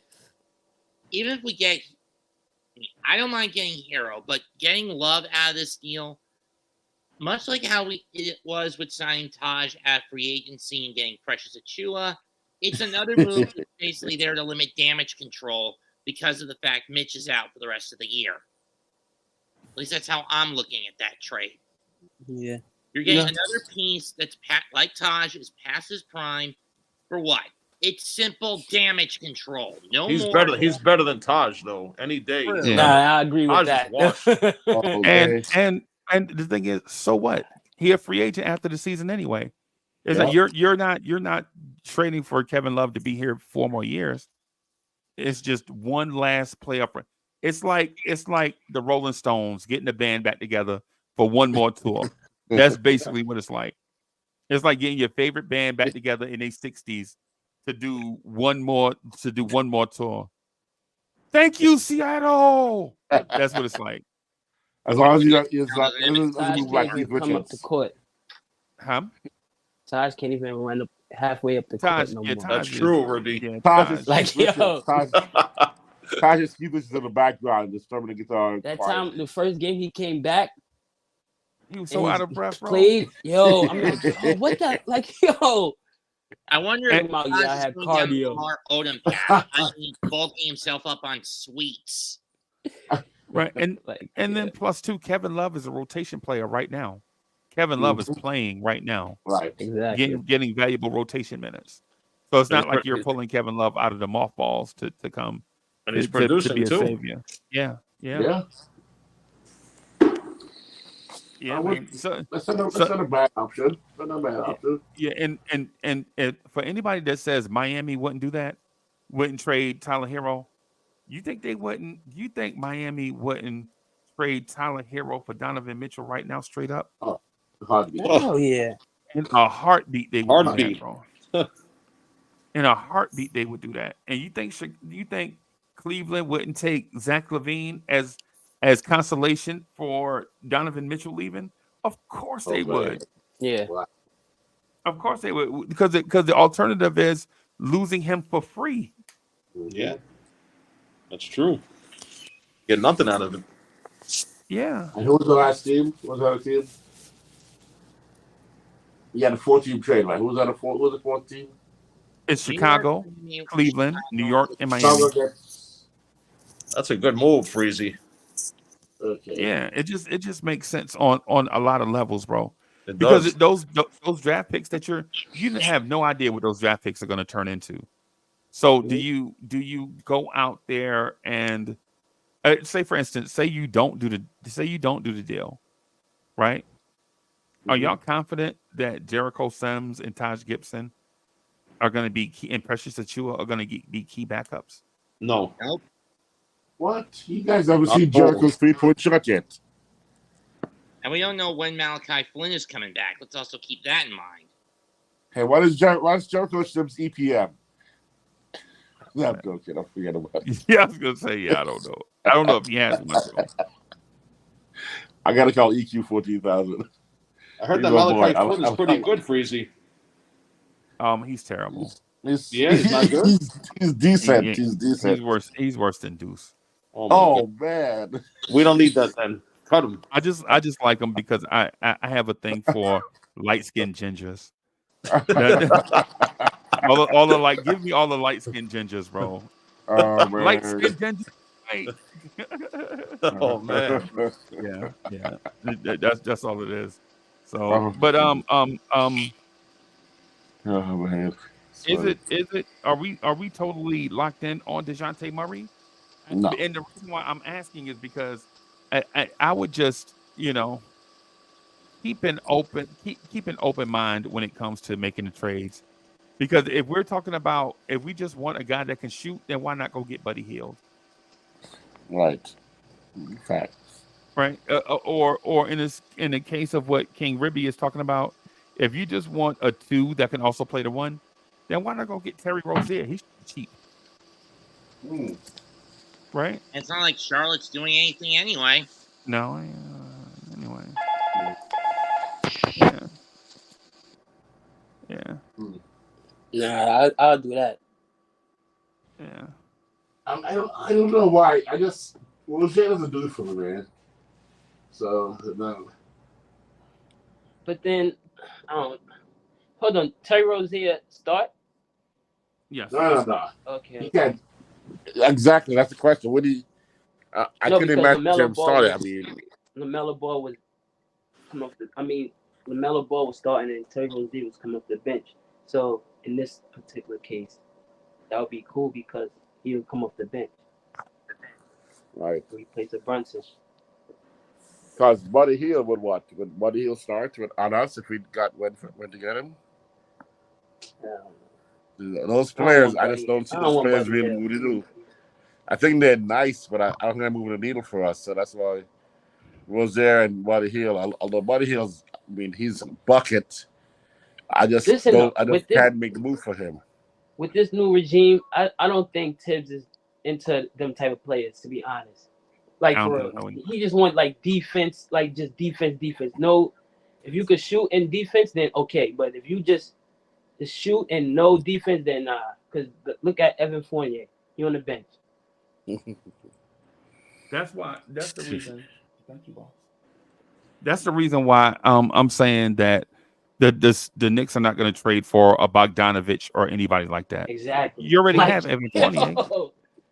What's the difference between Bogdanovich and Fournier? Exactly. One has more confidence. Yeah. That's the only difference. Basically. That's what I was saying. Like, yo. Oh man. See mad reports about Bogdanovich like coming to the Knicks. Like, what? For what? For Fournier? Like, nah, man. Mm-hmm. Yeah. Facts. So But to that point though, that's the reason why I was saying earlier that I trust Knicks fans and Knicks insiders more than I trust people on the outside because they just throw names around and they don't take into account what Knicks fans see on a nightly basis. Right? Knicks fans, we know good and well Tibbs ain't gonna play no Bogdanovich. Bogdanovich would make Tibbs. I think Tibbs would put his hands on Bogdanovich, bro. I think Tibbs would legit, what I'm saying, have a meltdown with Bogdanovich. Wow. Right? It's just one of those things. As Knicks fans though, tell me what you want, what you really, really want. Tell me what you want, what you really, really want. Do not make a Spice Girls reference with me, okay, Freezy? No, you just got it, bro. You just got it. It's too late. It's too late. It's too late. It's too late. I was just about to go into the wannabe song. My goodness. No. Yo. Yeah. But sister, tonight, iHeart is gonna slow down and be. But my concern is how much Maxey takes on Brunson. So tonight's going to determine any of these trade possibilities. They're going to give us a little bit more insight as to what we got to do based on how we react tonight. And I don't think so. I think we can beat them. No, I think what's his name again? The guy and Nobi is gonna take on Maxi. Well, oh yeah, I'm not saying okay, so that's what I'm saying. I don't think that's the matchup, bro. He's gonna guard Harris, right? Probably. Tobias Yeah, Harris. no, I think exactly. I think Randall's gonna guard Tobias Harris. Yeah. I think Okay. OG Anunoby is gonna guard Kelly Oubre and Dante DiVincenzo. Dante DiVincenzo. The combination of DiVincenzo and Grimes are gonna guard Maxi. Okay. Yeah. Who's their started? Who's their small forward? Started.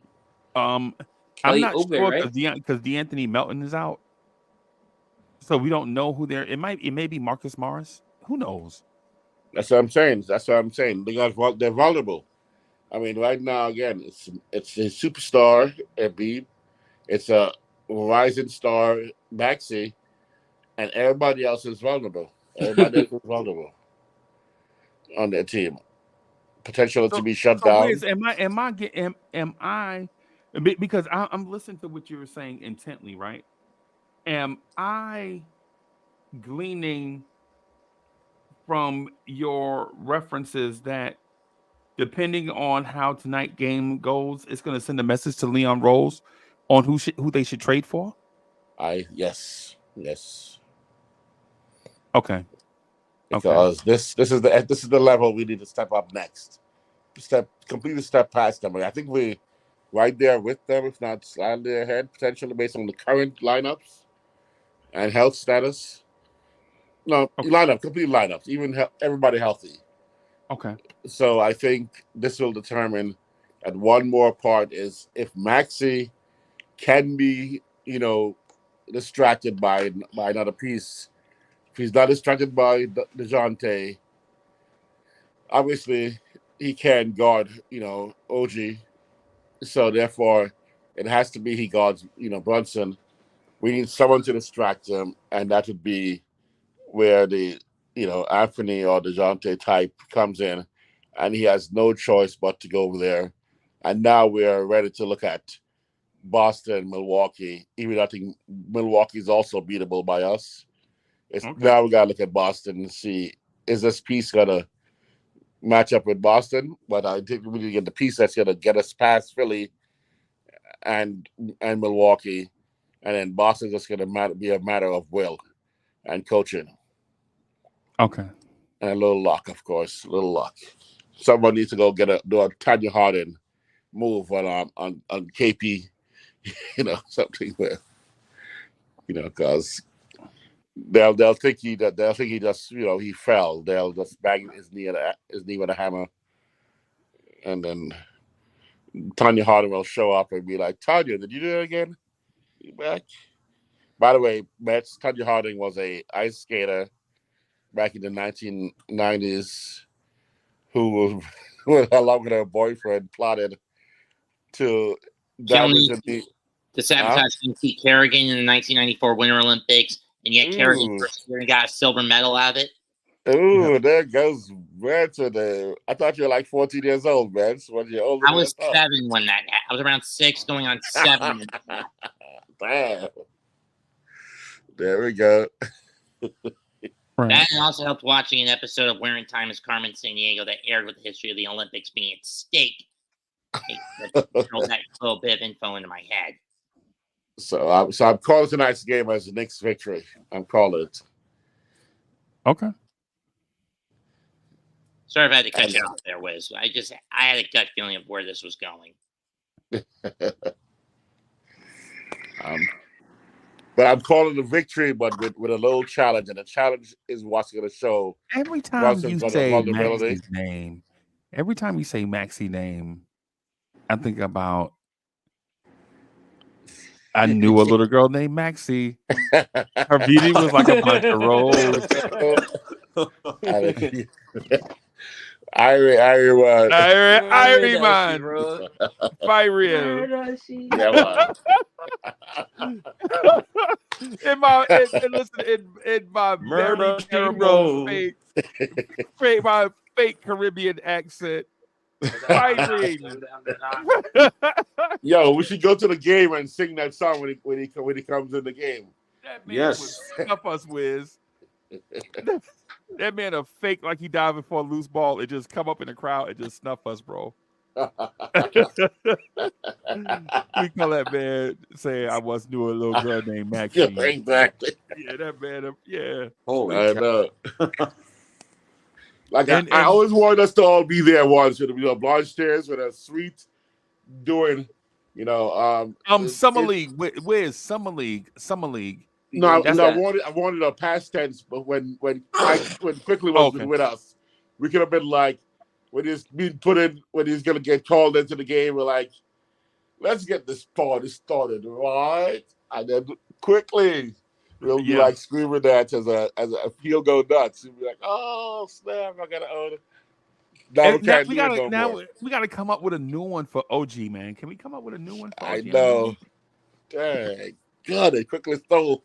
They ruined our chance to celebrate Quickly. Yeah. Now we gotta hate him. Yeah. So I got a few minutes left, right? So because I want to get some stuff done before this game tonight. I don't know if I'm gonna be able to call it or not. It's a Friday night. It may be date night. So I don't know yet. But what I will say though is I think Knicks fans are eagerly anticipating what move is next, and with about 5 weeks left or so, maybe 6 to the trade deadline, 5 weeks, 4 weeks, whatever it is, to the trade deadline, I'm going to ask you guys not who you think the Knicks are going to trade for, but your percentage guess on if the Knicks are going to make another major move. If you had to speculate, right, like 0 to 100, right, 100%, or whatever, 0 to 100 on what percentage do you think the Knicks are gonna make another major move? 35% for me. I'm gonna say around 15 to 40%. Okay.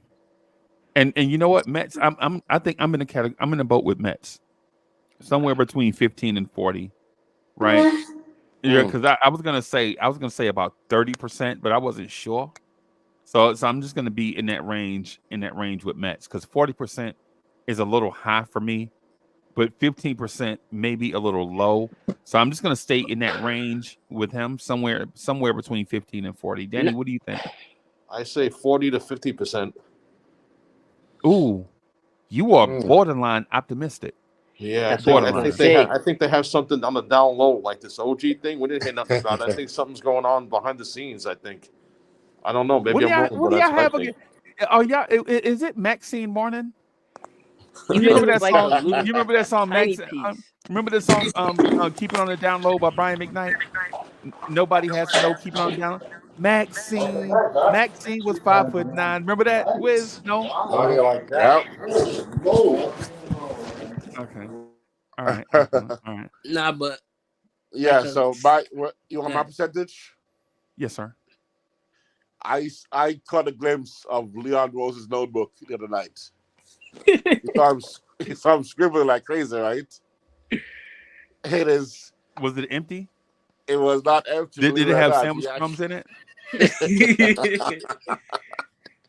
I froze the camera. I mean the video where he accidentally stood up, and I saw the flip side. Okay. And it said on there, deal is almost done. I'm at a 90%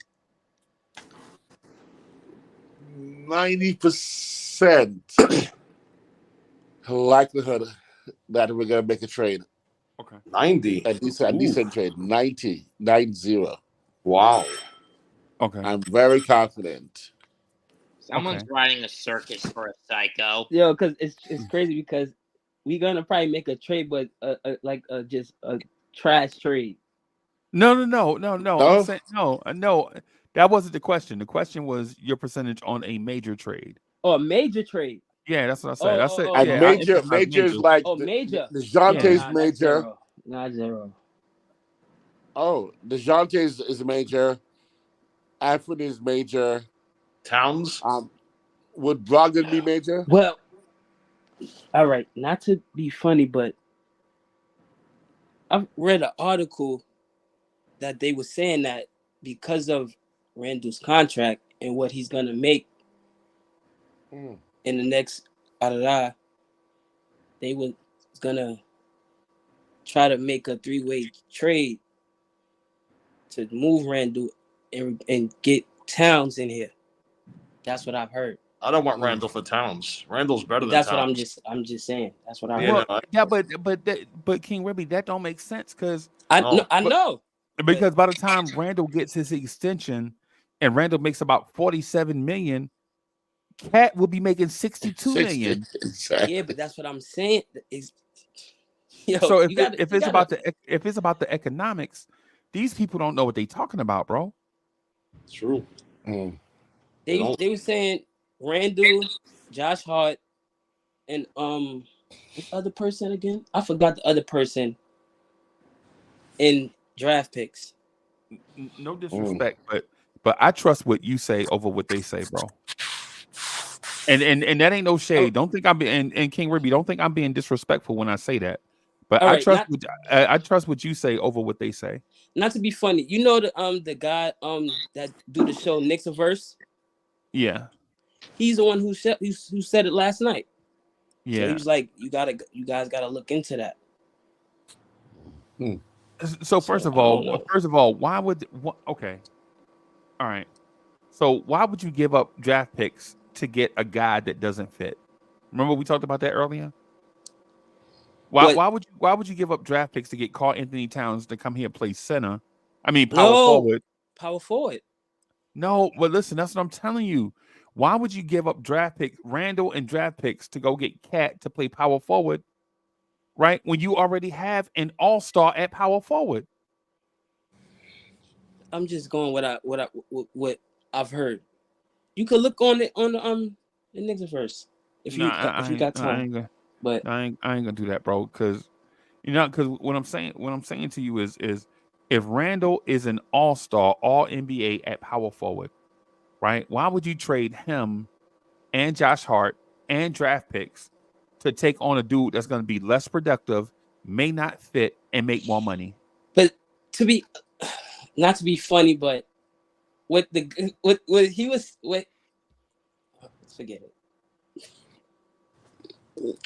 What the guy was really saying, like it made sense, and like it made sense.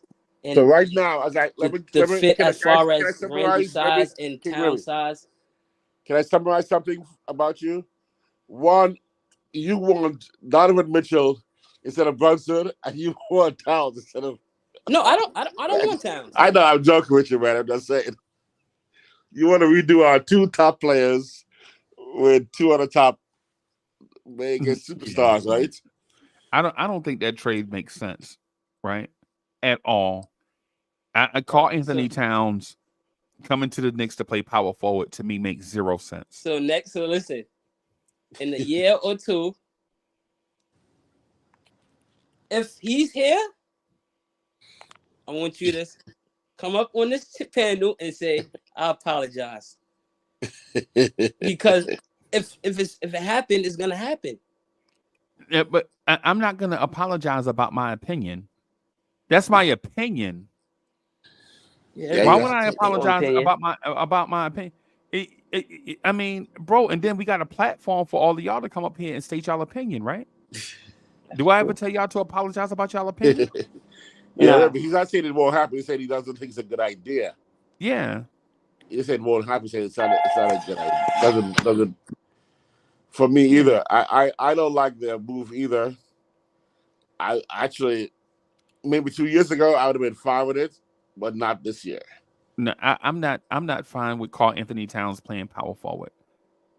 Period. Ooh, wow. I think Karl Anthony Towns is a center, and that's what he should focus on. Because if you notice, his numbers are way down. The only reason why the only reason why he's playing power forward is because his defense at center is atrocious. excuse me, is atrocious, and that's why they brought in Rudy Gobert.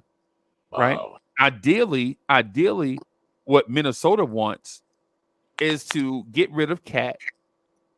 Like, for instance, the perfect trade for Minnesota, right, is Karl Anthony Towns for Brandon Ingram. Right? That way you can have your wing players would be Anthony Edwards, Brandon Ingram, and Jaden McDaniels. Right? And then that way, offensively, they could smother you. And defensively, they could smother you. Right? Right. I'll give another example. The perfect trade for Minnesota would have been trading for RJ Barrett and Emmanuel Quickly. Right?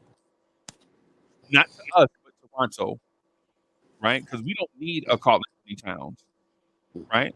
Because we already have one of the best offensive and rebounding power forwards in the game. Yeah. Right? We don't need that upgrade, right? We don't need new world problems. We already have problems of our own. Why trade for another? Why trade for a guy that don't fit? Right? It's the thing I say to my cousin all the time. Why are you parking your Bugatti in the projects? Right? you live in the projects driving a Bugatti? Come on. Make this thing make sense. Right?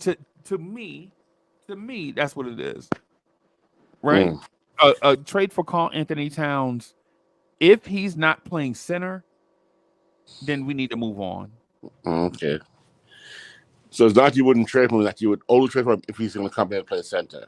I don't even want him here to play center. But if I'm forced to have him, then he's got to play center. Okay. But what if it's not in your control? None of this stuff is in my control. Exactly. So it's what we have to deal with. But with that said, the dude that you said it's not in his control either. You right. You sure that talking to Leon directly? Yeah, and then to just I'm just gonna call a timeout right here because I'm just gonna speak to the panel.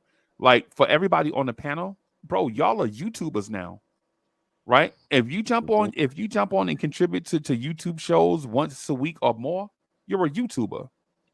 So what they say on their channels and what you say wherever you go have the same weight.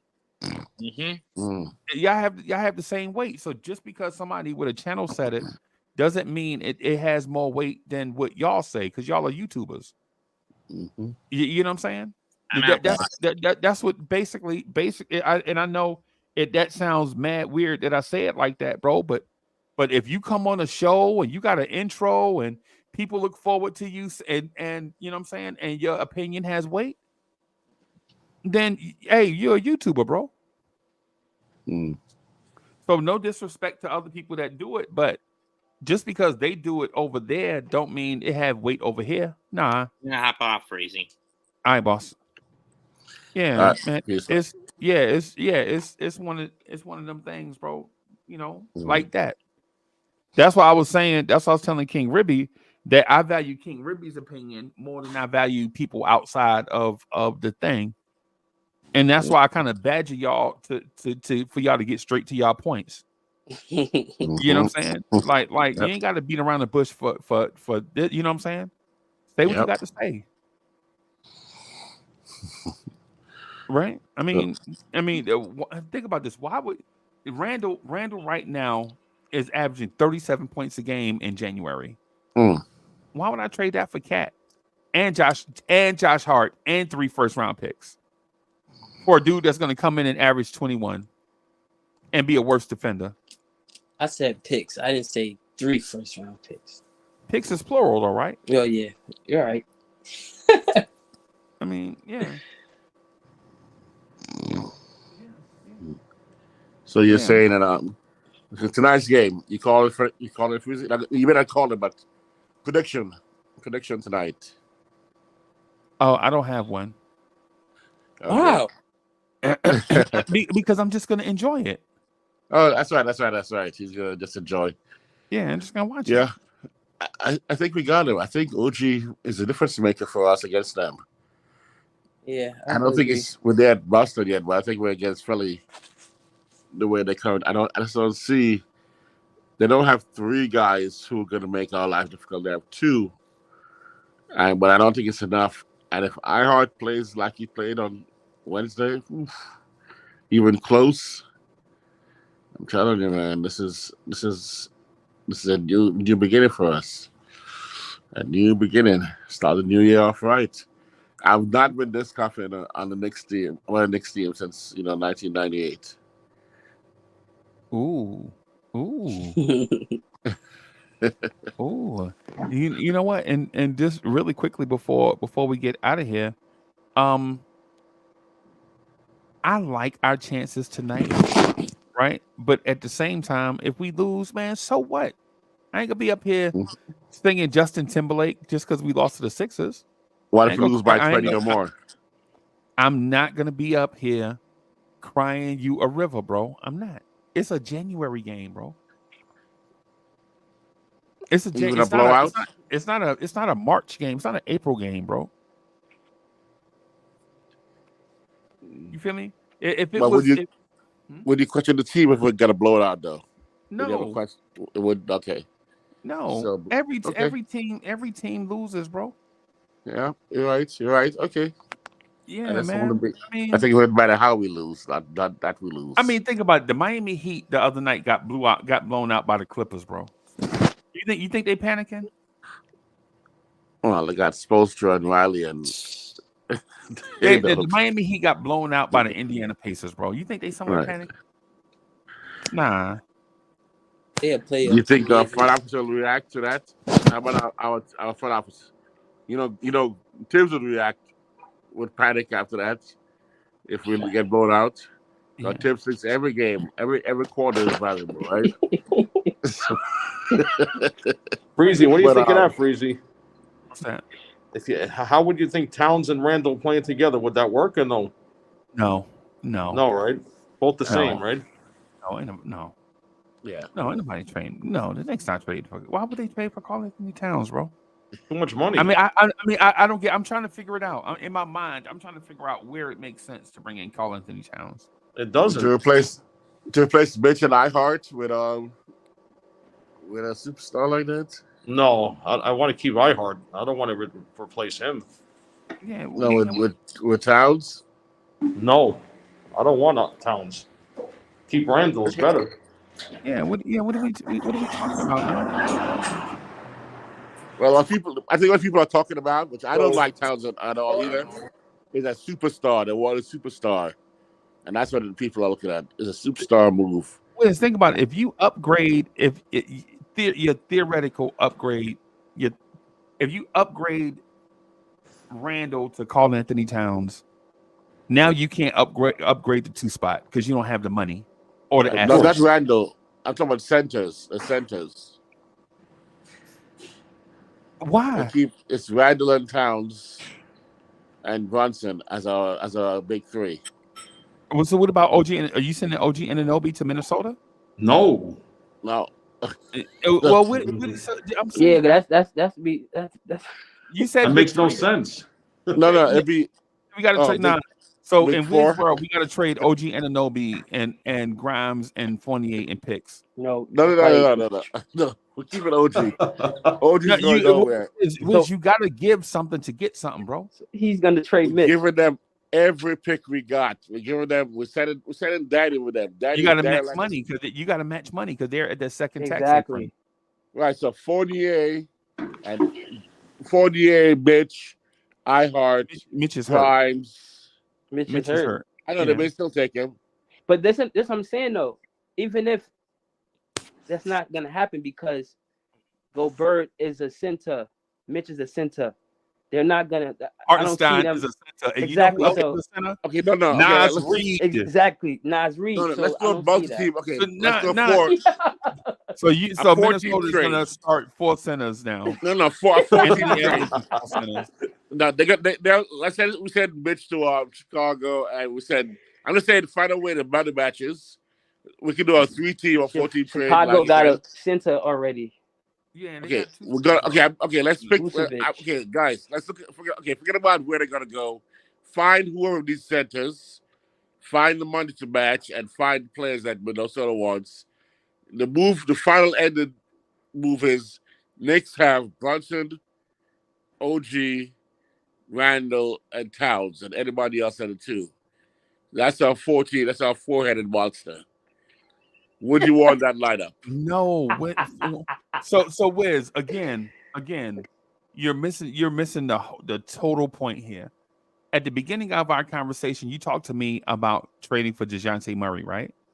Yes. Remember that? Remember that was the most urgent upgrade? That's my opinion. Oh, yeah. I really don't want this deal to be done. I'm just saying, would you want it, though? Would anyone want it? So if the most urgent upgrade is the 2-guard spot, why would you trade for center?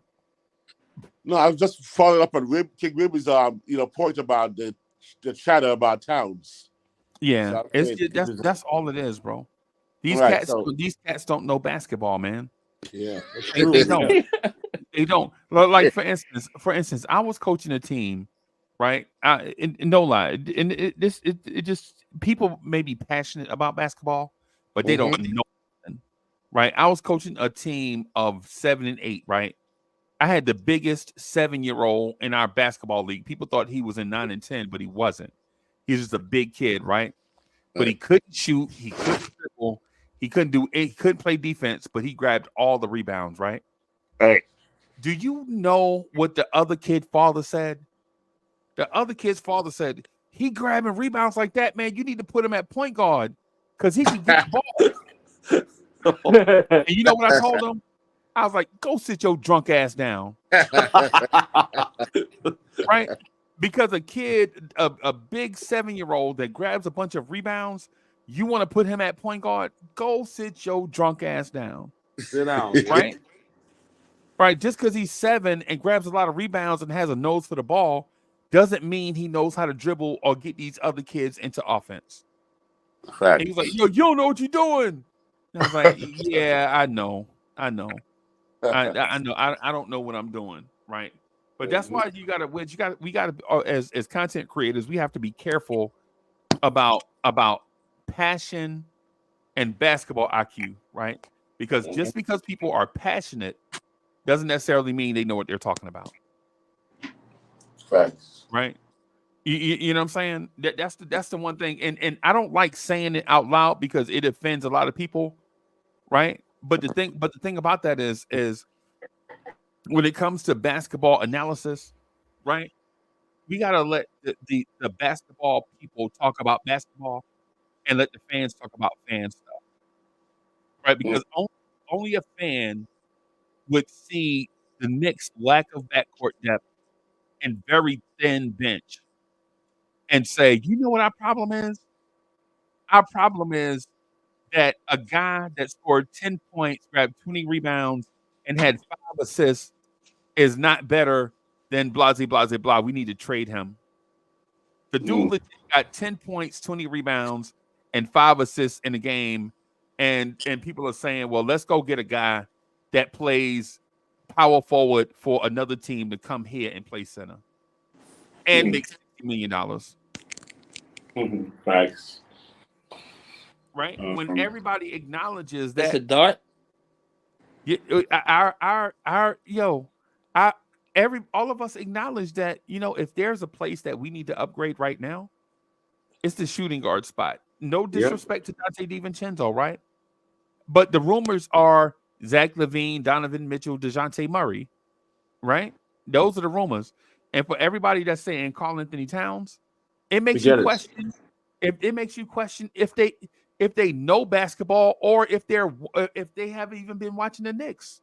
I think that's just talk, Freezy. I think it's just chatter, right? I think it's idle chatter, though. I think people are speaking for things that they don't understand. It could have been influenced by the fact that we've always wanted OG. We got it. Sound like people think we always wanted Towns to go get him. That's probably what it also carries over from. The guys in front of us look like they covered it in the past. They're probably locking in and saying, "Oh, that's what they've been going after for the past, 2 years." And they got him. Maybe they're gonna follow up with another guy they've been chasing, whether it's Donovan or Towns. Right. And Wiz, but you know what the other thing that people They say these things and then they don't really give it any thought. How did Karl Anthony Towns look when he played under Tom Thibodeau in Minnesota?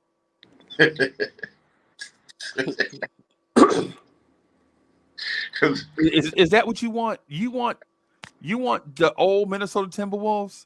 No. The 30-win Timberwolves coming here? No, man. No, thank you. I'm just rumor has it. Yeah, we gotta relax, bro, on some of this stuff, man. We as Knicks fans, we pride ourselves in being a smart basketball fan base.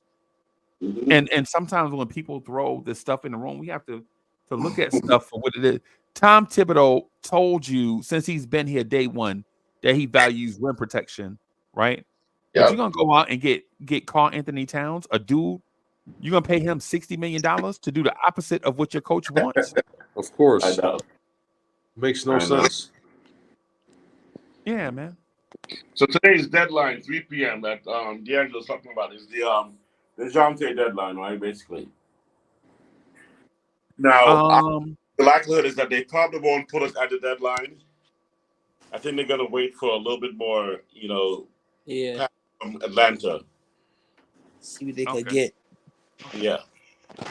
Or looking around at the other guys, whether Anthony or Donovan, who else is available. I think they're gonna just wait out a little bit longer. They won't pull the trigger right away. No. Although some people are saying, "Hey, you get a chance to get him right now for cheap. Pull the trigger, man. Pull the trigger."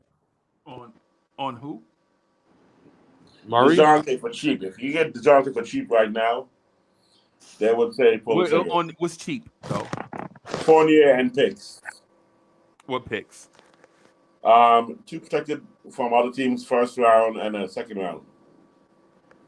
Or maybe 2 second round. Okay. I That don't would be think they cheap. go for that. I don't think so. Well, let's give them give them the 3 second rounds. Give them Detroit, Washington, and Milwaukee. I'll tell you what I saw on Twitter, Wiz. Washington wants 4 first round picks, Quentin Grimes, Evan Fournier's contract, and the 2 first round picks are unprotected Knicks picks and 2 protected picks, Detroit and Washington. For DeJounte Murray. That's what they want. Are you giving them that? Oh man, that's what they want. That's a lot. Well, no, I don't think so. I gotta think about it. It's not automatically a lot to me. It's not automatically a lot to me because DeJounte, if he does what he can do, or is valid what he can do, because remember, all we need is to be because our picks are gonna be high, 20s, right? If things work out. Hopefully. Yeah, hopefully. The move will be made on. Are we confident that DeJounte? Well, Wiz, let me ask you. Or would you consider that trade though? I would consider it. Okay. A little bit closer, but I consider it. You're talking about Wiz. So if you would consider that trade, bro, why wouldn't you just consider offering that for Donovan Mitchell? Oh no, that's a done deal for Donovan. No, I mean, actually, I've Donovan higher than I do for DeJounte. You see what I mean? Like that's the whole thing that I'm getting at. Like, why overpay for DeJounte Murray when you can pay fair value for Donovan Mitchell? Nah, I wouldn't do that. Donovan Mitchell? That's too small. It's just Jalen Brunson and Donovan Mitchell. That's just too small. That's just 2 small guards. Like that's gonna work. Both of them together. I don't know. Man. Cause then no funny. Well, okay, so then Julia's gonna be the 3rd option, I guess. I don't see that working. I don't see that working at all. Okay, so let me try to think about like this. For real. Okay, who can beat us in the East with that lineup? Who can beat us? Nobody. Boston. Nobody. Let's get Boston. Because only possible is Boston, right? Nobody. Who we giving up though, Freezy? We just said it already. Yeah, I just said it already. Fournier, Grimes, 4 picks. So 2 unprotected and 2 protected. Right. So Boston right now, Drew Holiday against Brunson. What's that? What's his name? White? Is that who's there? At Derek 2? White? Derek White. Is that said too? Yeah, Derek White. Yeah. Oh, Donovan kills him. Yeah. Okay. So the 3 with It's Tatum. I mean, OG. it's OG's gonna Brown. make Brown work like you would not believe. But Brown's gonna make OG work also. But Brown's probably won't guard. That's tough guard for OG for Brown. Dang, good. Randall versus Randall versus Jason Tatum. I think almost a wash in a certain respect because they can't stop each other really. Well. Here's the thing. Right? Most of the matchups when we play Boston, Randall has to guard Tatum straight up, or whoever has to guard Tatum straight up because you can't sag off anybody. So Tatum usually kills the one-on-one matchup. But when Randall plays against Boston, everybody's got eyes on Randall. Right? Mm-hmm. Since Randall has been a Knick, Randall has never gone 10 or 20 or 30 or 40 straight games where he gets a one-on-one matchup. Right? Most of y'all complaint is Randall hold the ball too long when the double team come, right? Right? Right. Where is it? Is that not a value? Is that not what Knicks fans say? Randall holds the ball too long when the double team comes, right? Yeah. But have you ever seen Randall play half a season when the double team don't come? Never. No. But when you add Donovan Mitchell to that, right? Are you gonna double Randall and let Donovan Mitchell do whatever he want to do? Not even. No, right? Are you gonna double Donovan Mitchell and let Julius Randle do whatever it is he want to do? Are you gonna double Donovan Mitchell and Julius Randle and let Jalen Brunson and OG Anunoby do whatever it is that they want to do? That's a problem. No. Randall's gonna cook them, Randall. Right. Our beef had been our starting lineup. Think about our starting lineup at the beginning of the year. Mitch was on the floor, no offensive threat. RJ was on the floor, no offensive threat. Grimes was on the floor, no offensive threat. Now teams were doubling Brunson and doubling Randall. Wait a second. Right. RJ, don't hear about RJ a little bit. But erratic offensive threats. Erratic. But nobody listen, man. RJ Barrett is not putting the fear of anything. But my point is when you add Donovan, when you add Donovan Mitchell to the floor, when you add Donovan Mitchell to the floor, bro, with are OG you legit double team Randall so that OG Anunoby can be wide open catching lobs at the rim? Oh my goodness! No. Are you gonna double team Jalen Brunson so that Donovan Mitchell can get a running lane weak side at the rim all night? Ooh, right? Ooh, right? Are you gonna cut the lane off? Are you gonna cut the lane off and allow OG Anunoby and Jalen Brunson to shoot threes from the outside? Right? These are the type of things that I'm saying that when we're talking about basketball, bro. When we're talking about basketball, these are the type of things that I'm talking about, right? You add, because think about it. You add Donovan Mitchell as opposed to adding, say you were to add Karl Anthony Towns, right? Right? Karl Anthony Towns lives in the same places that Randall lives, right? So now you have the same weird RJ Randall Cat dynamic because they all occupy the same spaces. Yep. Now your paint is now, and I know Cat can shoot, right? I know we're a little more 3-pointer. That's what I said. 3-pointer. That is right. I know Cat can shoot, but you know what happens when you pull Cat away from that rim? When Cat is shooting, you're not getting rebounding at the rim. That's true. Yeah. You know what I'm saying? So there are a lot of things that go into this basketball stuff. That's why a lot of times when people legit be making up these weird pie in the sky moment, like they were saying, add Miles Turner. Remember last year they were saying trade Mitch for Miles Turner. Remember that? Yep. Miles Turner is on a team that has never made waves in the playoffs. Mitchell Robinson has more playoff success than Miles Turner. Why are you talking about trading Mitch for Miles Turner? It makes no sense. Nope. Sense. So why are you talking about trading Karl Anthony Towns with limited playoff success for Randall or to go with Randall when Randall at least has some semblance of playoff success. Some, right? It makes some of this stuff makes no sense, right? That's what I'm saying. Like, we got to relax on some of this stuff. If we're talking from a basketball perspective, what you really want is a playmaker next to Jalen Brunson, so that you can keep Jalen Brunson healthy for the playoffs. Okay, so let's step back a little bit. So that you can get. But Wiz, to the point though, the thing I'm getting at is when's the last time you seen Julius Randle get easy layups? Maybe one a game. You get a secondary playmaker. Now you're getting Randle 2 or 3 extra easy shots a game. Now you're talking about elevating Randle and the team, and those easy shots. We're saying like, well, what's the difference? 1 or 2 easy shots, that makes no sense, Uncle Freezy. Yeah, it does, because 1 or 2 easy shots, say they're dunks, right? Say Randle gets 2 open shots a game, right? 2 dunks, right? Look at the Knicks schedule. When you look at some of these Knicks losses, we lost to Utah 117-113. If Randle shots in that game, that's a tie game. We lost to Phoenix on that Devin Booker buzzer beater. Remember the 3, Devin Booker? Oh yeah. Oh God, I remember that. 113. 4 points. We win that game 117-116. Yep. Right. So yeah, man. You remember the Milwaukee loss? We lost to Milwaukee 110-105.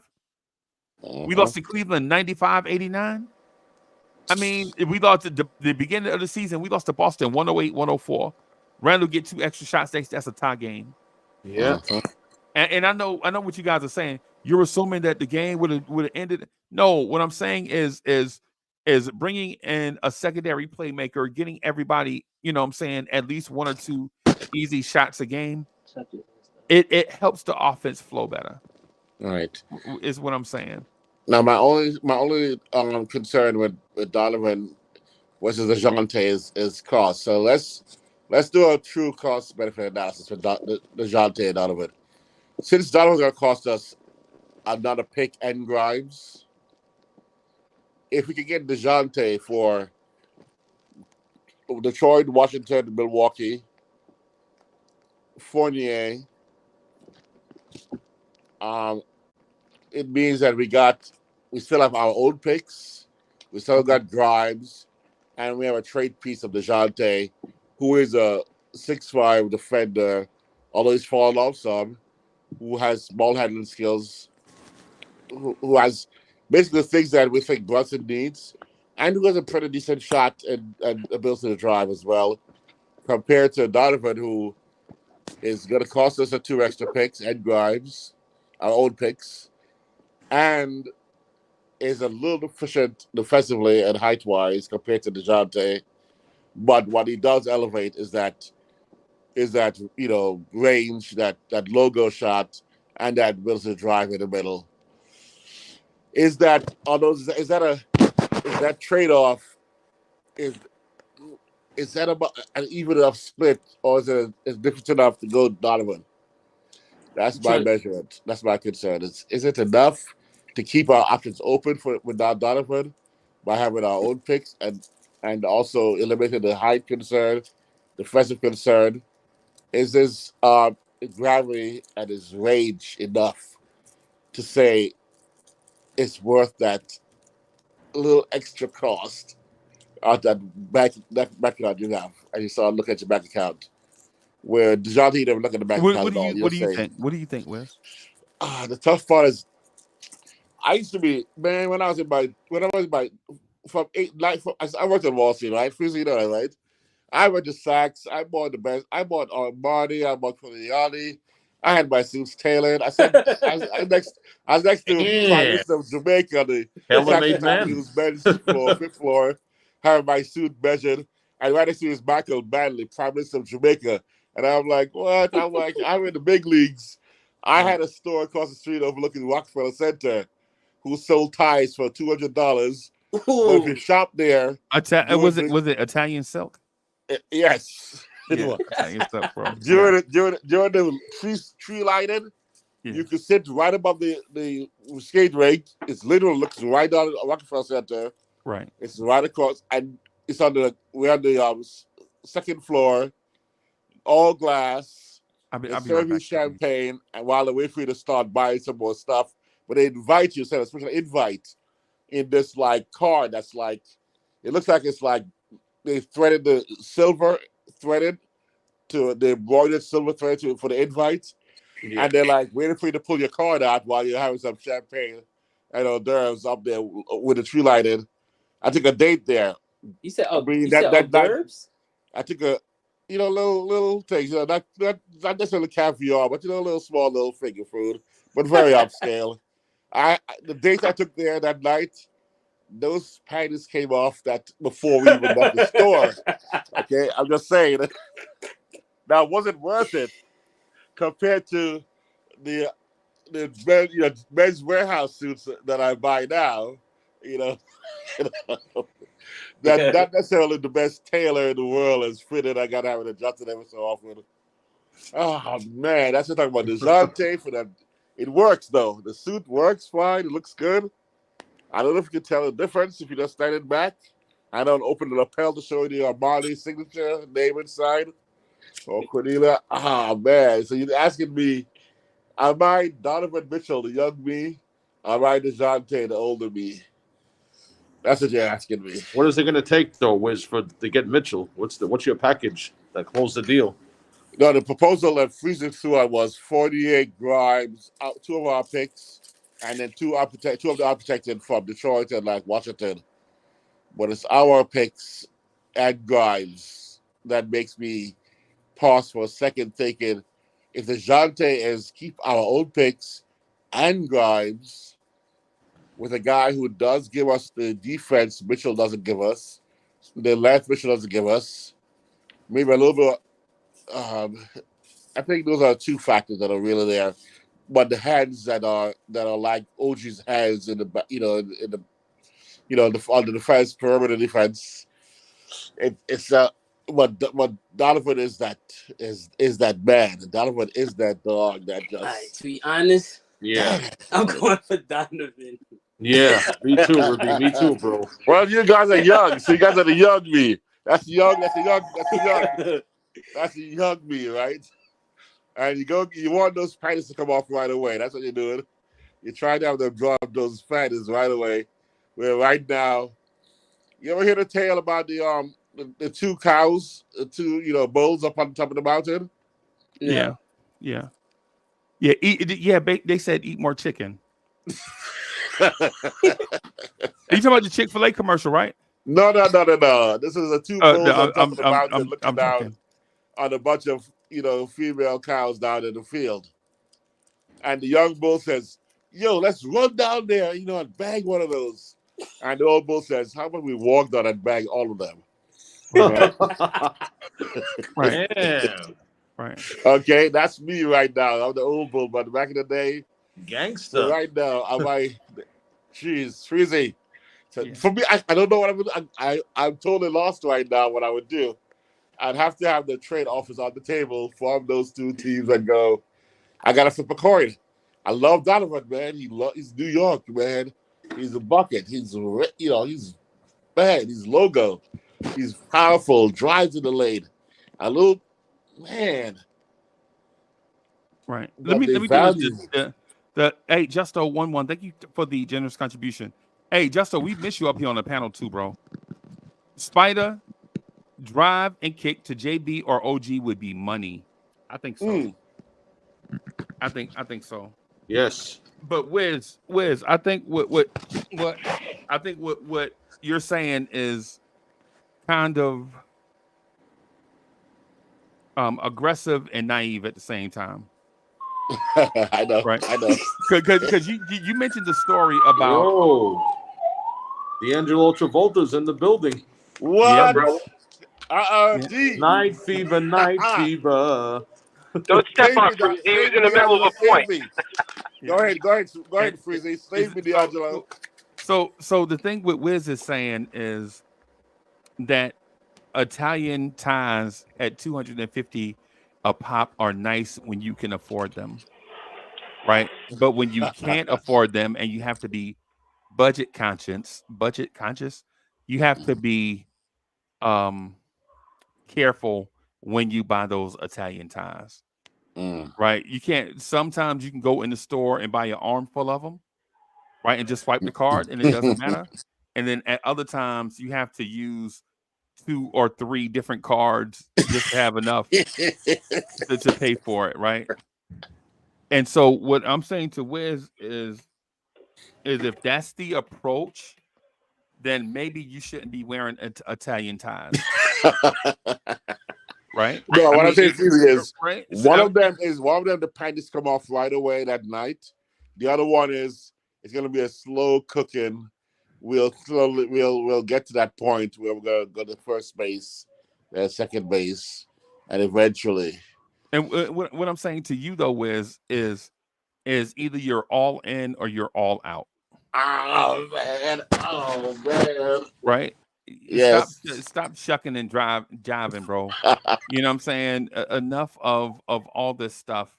If you're thinking about Donovan Mitchell and you have the assets to go get him and the time is right, then do it. Right? Yes, I know. But and the reason why I say that is because NBA players have a shelf life. Right? If you wait for Donovan Mitchell to become a free agent, then you're talking about paying that man 5 years, $350 million when he's 29 years old. No, I wouldn't do that. Right. And that would be classic LOL Knicks. Wait till a guy has 0 tread left on the tires and give him a lifetime contract with no paperwork. Yeah. Give him a handshake deal. Bro, you here forever. Right? And I'm saying why? If you make the DeJounte Murray trade right now, you're gonna have DeJounte Murray in theory for 3 more years. Right. So by the time Donovan Mitchell is available, then you're talking about a 30-year-old Donovan Mitchell. Do you really want to go after a 30-year-old Donovan Mitchell? No, I mean whatever move we make right now, we're giving up one of them. One of them is gone forever. Right. The move we make right now decides on which one of those guys is going to be playing for us, hopefully for the next 5 years. Right. But the thing is too, I think what you have to take into account is at the same time Donovan Mitchell is getting older, so is Jalen Brunson, so is Julius Randle. Right. And so either you make the move now to be a win now, take an aggressive push at a championship. Yes. Right. Or if you wait, if you're playing the waiting game is not actually for those players. The waiting game is those draft picks that you have. You're going to start having to use those. Right? Oh, no, we're making a move, right? We're making a move either way. It's DeJounte or Duncan is the move we're making. One is just more aggressive. Right. One is a halfway move. The other one is all-in move. Oh, man. D'Angelo, what do you think? I like the all-in move. Save me, D. If you got the assets, you make the move now. You got to do it. Right. You got to do it. You can't just sit there staring, looking at that hot chick across the street and going, my heart is Donovan, guys. Right. My heart and my brain says Donovan, but it just feels a little like, I'm wait a minute, Wiz, are you Caribbean? Yeah, man. So you're a cheapskate. That's what. Okay. So you're a cheapskate. Exactly. Okay. We grew up with no money now. Yeah. So you're a cheapskate. Okay. He's gonna take the money to his grave. It's gonna be Except when he gets in the grave, he's gonna realize that the money's not going with him. No, we're not. No, we're gonna spend the money, but we're gonna spend it for something bigger. So we're gonna save it for next month. What I'm saying to you, bro, is championship teams, they never have this thought process. Championship teams are always in go for it mode.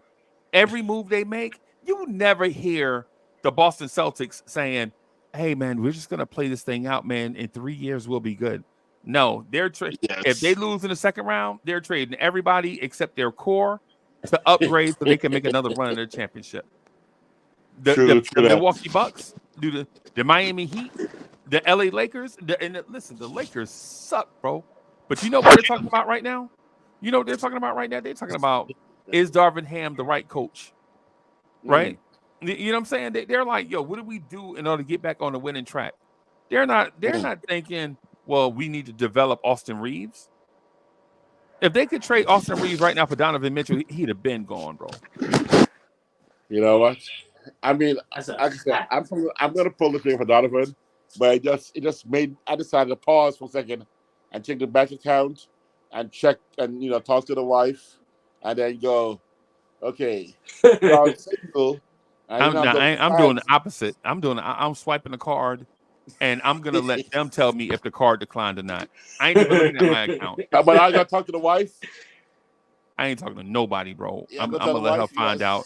I'm gonna let her find out when she log into her account. She's gonna be like, you bought what? Yep. I'm going all in, bro. I'm going all in because the thing is you can acquire more assets. Like if I asked you, okay, I'm gonna ask King Ribby a random question, and I'm putting him on a spot. King Ribby, do you know where that Milwaukee first round pick came from? Ooh, wow. No.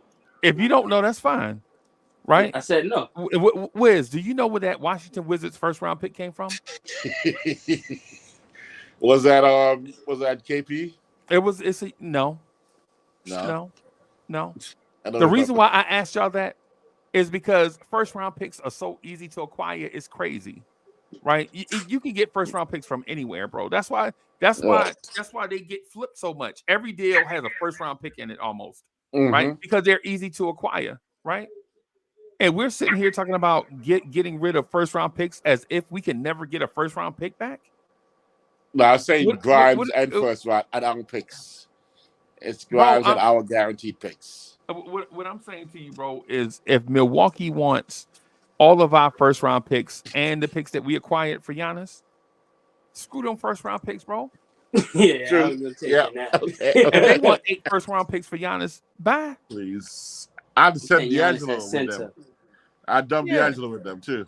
I mean, I take D'Angelo, take the shades. No, we can't trade because D'Angelo eats steak, bro. We can't. Keep the shades, but send D'Angelo with him. No, we can't. D'Angelo eats steak. We can't send steak eaters, bro. Yeah, you can't do that. You can't do that. Man. But the thing I'm getting at is, yo, Jay Boogie is in the building. I think there was a Little Jay Boogie. So Justo11, thank you for the generous contribution. Justo11 says, some say Wolves overpaid but are the best in the West and heavy favorites to win it all. Gotta pay to play. 3 stars in their prime to win. I'll take it. And I'm with them, bro. You gotta go for it, bro. Forget what everybody else says. Yes. I'm sold. You know what, man? No lie. I saw a dude. Y'all know I used to box, right? I tell y'all the story that I used to get my face beat in all the time as a boxer, right? You win some, you lose some, whatever, right? Yeah, so I'm in my 50s now, and I still got scars and stuff like on my face and hands from getting beat up a lot as a boxer, right? But this dude was beating my behind, and my coach was like, "You better do something, or I'm gonna throw the towel." Bro, no lie, this dude hit me on the chin. I was wobbling backwards, and I looked over at my coach, and my coach was fumbling for something, right? And I just clenched my butt together. I was like, and I just swung through my hardest punch. And you know what happened? At the end of it, the referee raised my hand and called me champ. You got him, champ. Yes. The moral of the story is sometimes you got to go for it, bro. Yep. Sometimes you got to go. Sometimes you got to go for it, bro. You know what I'm saying? Because think about it. Think about if we don't go for it, what the conversations are going to be like this summer. Exactly. Right? This summer, we're going to be man, we could have traded for. And everybody is going to be talking through their feminine teeth. There's another word that I want to say, but I won't say it here. but everybody's going to be using their feminine teeth to talk like. Oh, and instead of us going for it, we just lay down. You know what I'm saying? Get down later. Wiz, go for it, bro. I'm back to young me. You baby. never saw I'm that back to movie. young You never me. saw that movie Breaking Away. You never saw that cycling movie Breaking Away. I did. Yeah, man. Good movie. Bro, you never saw Rocky? I'm sold. Where do I swipe the credit card? Swipe it, bro. Where do I swipe? Swipe it, bro. I can tap it now. I don't want to swipe. Let's tap it. Beep. Yeah, Yes. And Jay Boogie, Jay Boogie is in the building. Jay Boogie says, shout out to the chat, blessings, health, happiness on this beautiful Friday. But I'm pissed at the Eastern Conference All-Star list. Are you kidding me or what? Help me understand. Yeah, I'm bugging, bro. Me too. I didn't want to see. I stopped looking at it. As soon as I saw no right now, I'm like, forget this. Yeah. Forget this. Crazy. Yeah. Crazy. Yeah, we got to start voting, bro. I know. I got to get back on there right now. Yeah, we got to start voting. Yep. You know what I'm saying? These small cities, this is all they have. They're not gonna win. They're not gonna win a championship. So this is what they have, bro. We gotta start. We gotta start. Putting our punching power out there. So we have more people than every other NBA city, and they give us votes cost 3 times it. Man, come on, bro. It shouldn't even be a question. So I gotta how do you feel about Jalen Green? I don't want to develop, bro. I want to go for a championship. No, he'll be number 4 on my list of potentials that I like right now. Because Gilbert Arenas show yesterday, they were saying that that'll be a good fit for the Knicks. Jalen Green. I know. Yeah. No, the perfect fit for us would be a Bradley Beal. Right? A Bradley Beal type of an experienced veteran, right? That knows what to do, that is playoff. A Donovan Mitchell, perfect fit for us. Right? Just a guy that can when Brunson goes off the floor, can give us 48 minutes of good guard play. When one guy is off or needs a night off, the other guy can still step in, get you to that 50, 52, 53 win category, get you to the 4th or the 5th seed, right? Hopefully the 3 seed, but at this point of the season, it'll be hard to catch the 3 seed, right? Because we're already 30 plus games into the season, right? You want to get a guy that's going to be veteran enough to understand how to win, right? But spry enough to still give you high level basketball. Who's good enough to play off the ball and play with others. The ideal fit is somebody that can come in and play well with others. That's the ideal fit, right?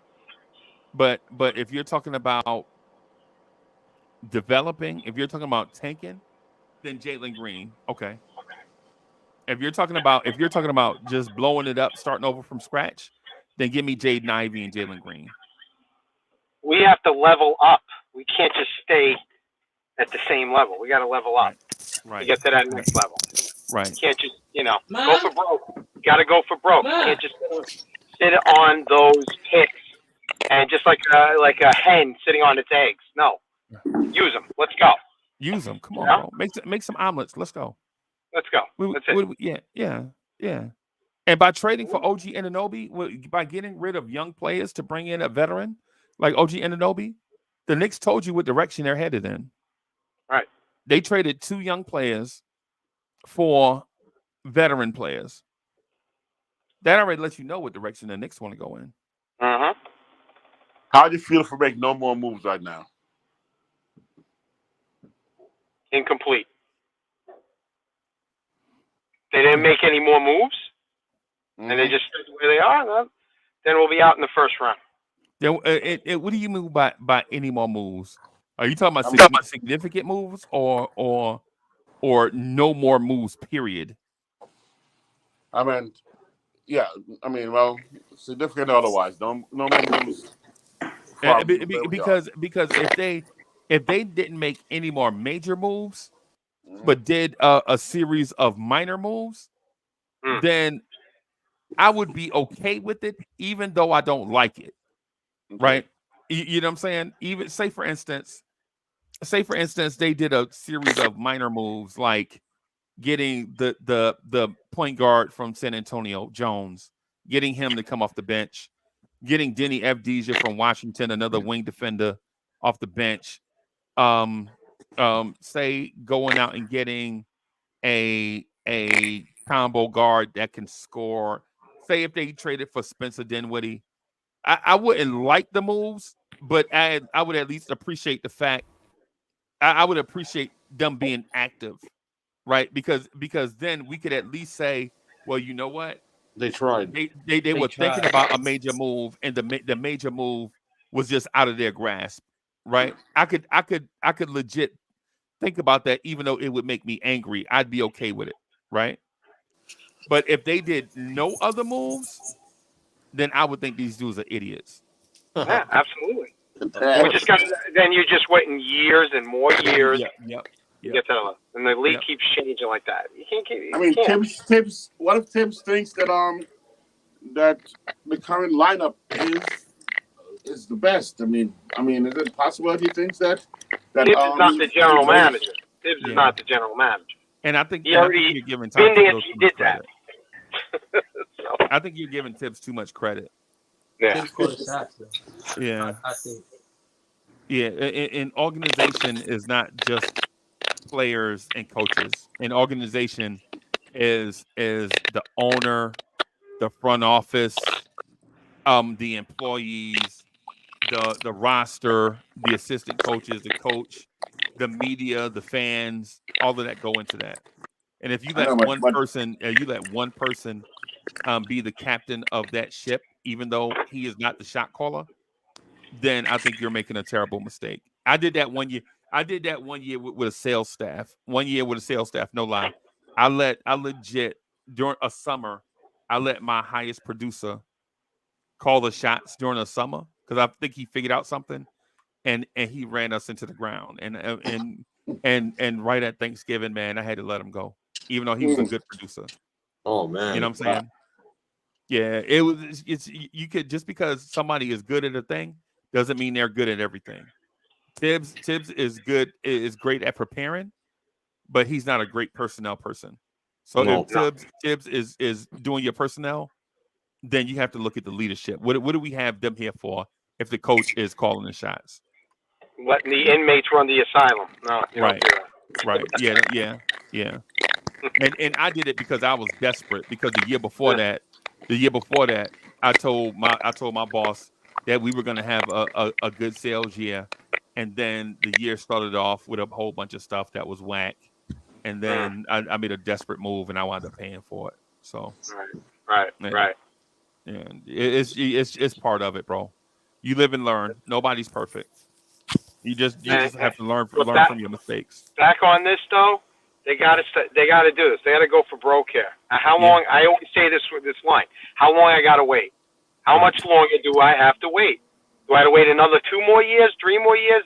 The length of their next contract that the front office may get? How long do I got to wait? So you're going to be sitting on these picks and doing what? So you better make another move this season. Well, we're gonna again. This is not enough. We're not. We don't have that top tier guy. I mean, we have guys that are second tier. So and they're good, but we have to get to the next level. We got and that we stop the media from talking about it. Say, the Knicks just again. It's the same old. No, I don't want to hear the Stephen A. Smith doing his fake rant. I don't want to hear that stuff. I'm sick of hearing it. Yeah, let's do it. So right now, the way we are, especially regular season, the next few games or next month actually, we could actually make a run that makes us look really good, and Tibbs could be like, last time you guys bought me Kemba and Fournier, right now you still got to hold that over their heads and be like, guys, look at the team, look what they're doing. And the run is a regular season run. And they may think, maybe he found the formula. Maybe this is it. Let's not mess the chemistry up.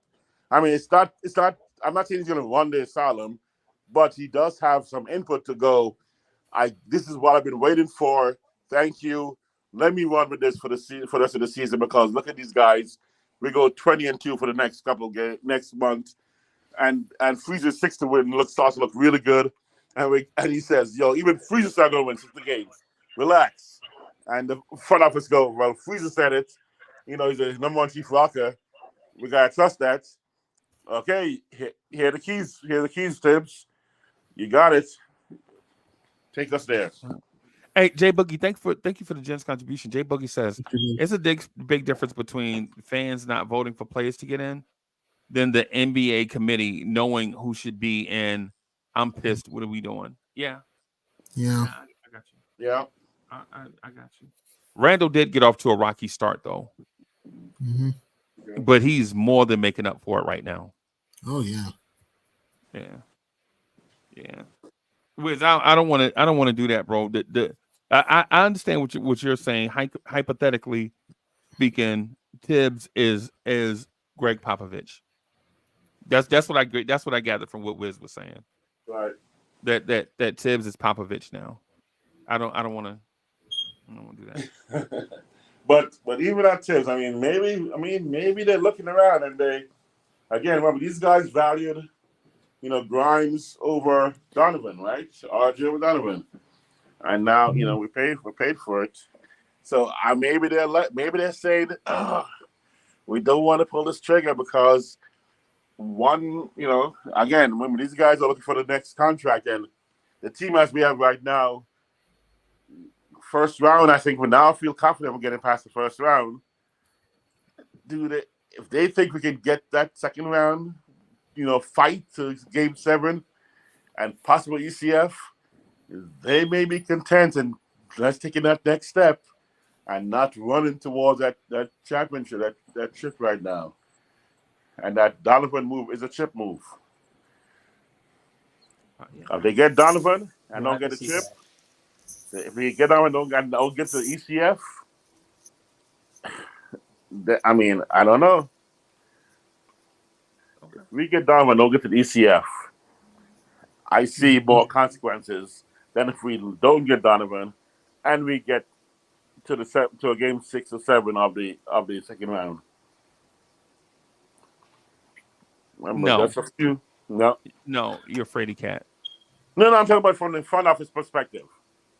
No, they are fraidy cats. Right, I think they are kind of fraidy cats. I think they're a little risk averse.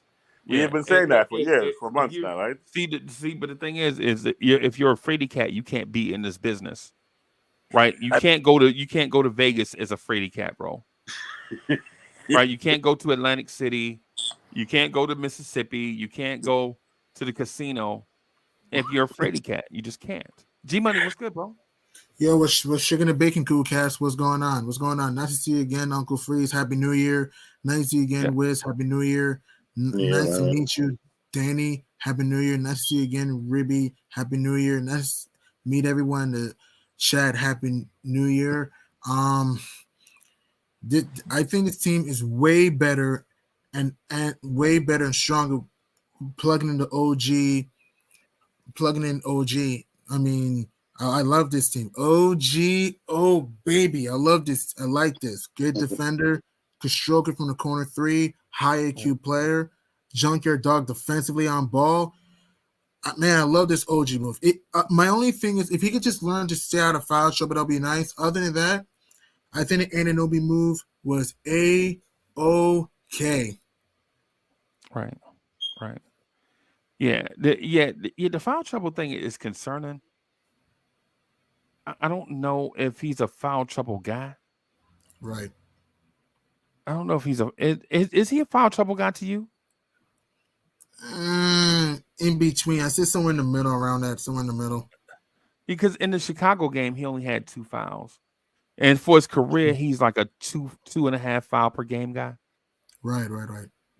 So is it a system thing? Maybe the system is forcing him. That one game he fouled out. Is it getting acclimated to a new system? I think it's him getting acclimated to a new system. I think it's him just trying to adjust to a new system, though. I think. Okay. All right. Well, hey everybody, I gotta get out of here. I gotta run a bunch of stuff that I gotta do. this afternoon before whatever. Y'all understand the vibe. I'm not sure what to expect from the Sixers game tonight. What I'll say is I'm gonna watch it with zero expectations. Okay. Right. I don't want to do a prediction. And to the Wizard, who we all love, our man Wiz, our sage, our voice of reason. I'm gonna say to him, and we love and respect Wiz, and we joke with we joke with Wiz a lot, right? We joke with Wiz a lot, but he is our wizard, right? Our sage. What I'm gonna say to him is, I'm gonna send him a dog since he's scared. So we're gonna send him a dog. But to everybody else, thank y'all for coming and hanging out with us. I'm gonna get on. I'm gonna get on with the day to get some other stuff done. We'll definitely see y'all tonight. The Knicks at Night podcast. Maybe if things go right, we'll call the game. If we can, if everything goes right. But other than that, I'm out of here, everybody. Thank y'all for rocking with us. Peace, y'all. Thank you, Uncle Freezy.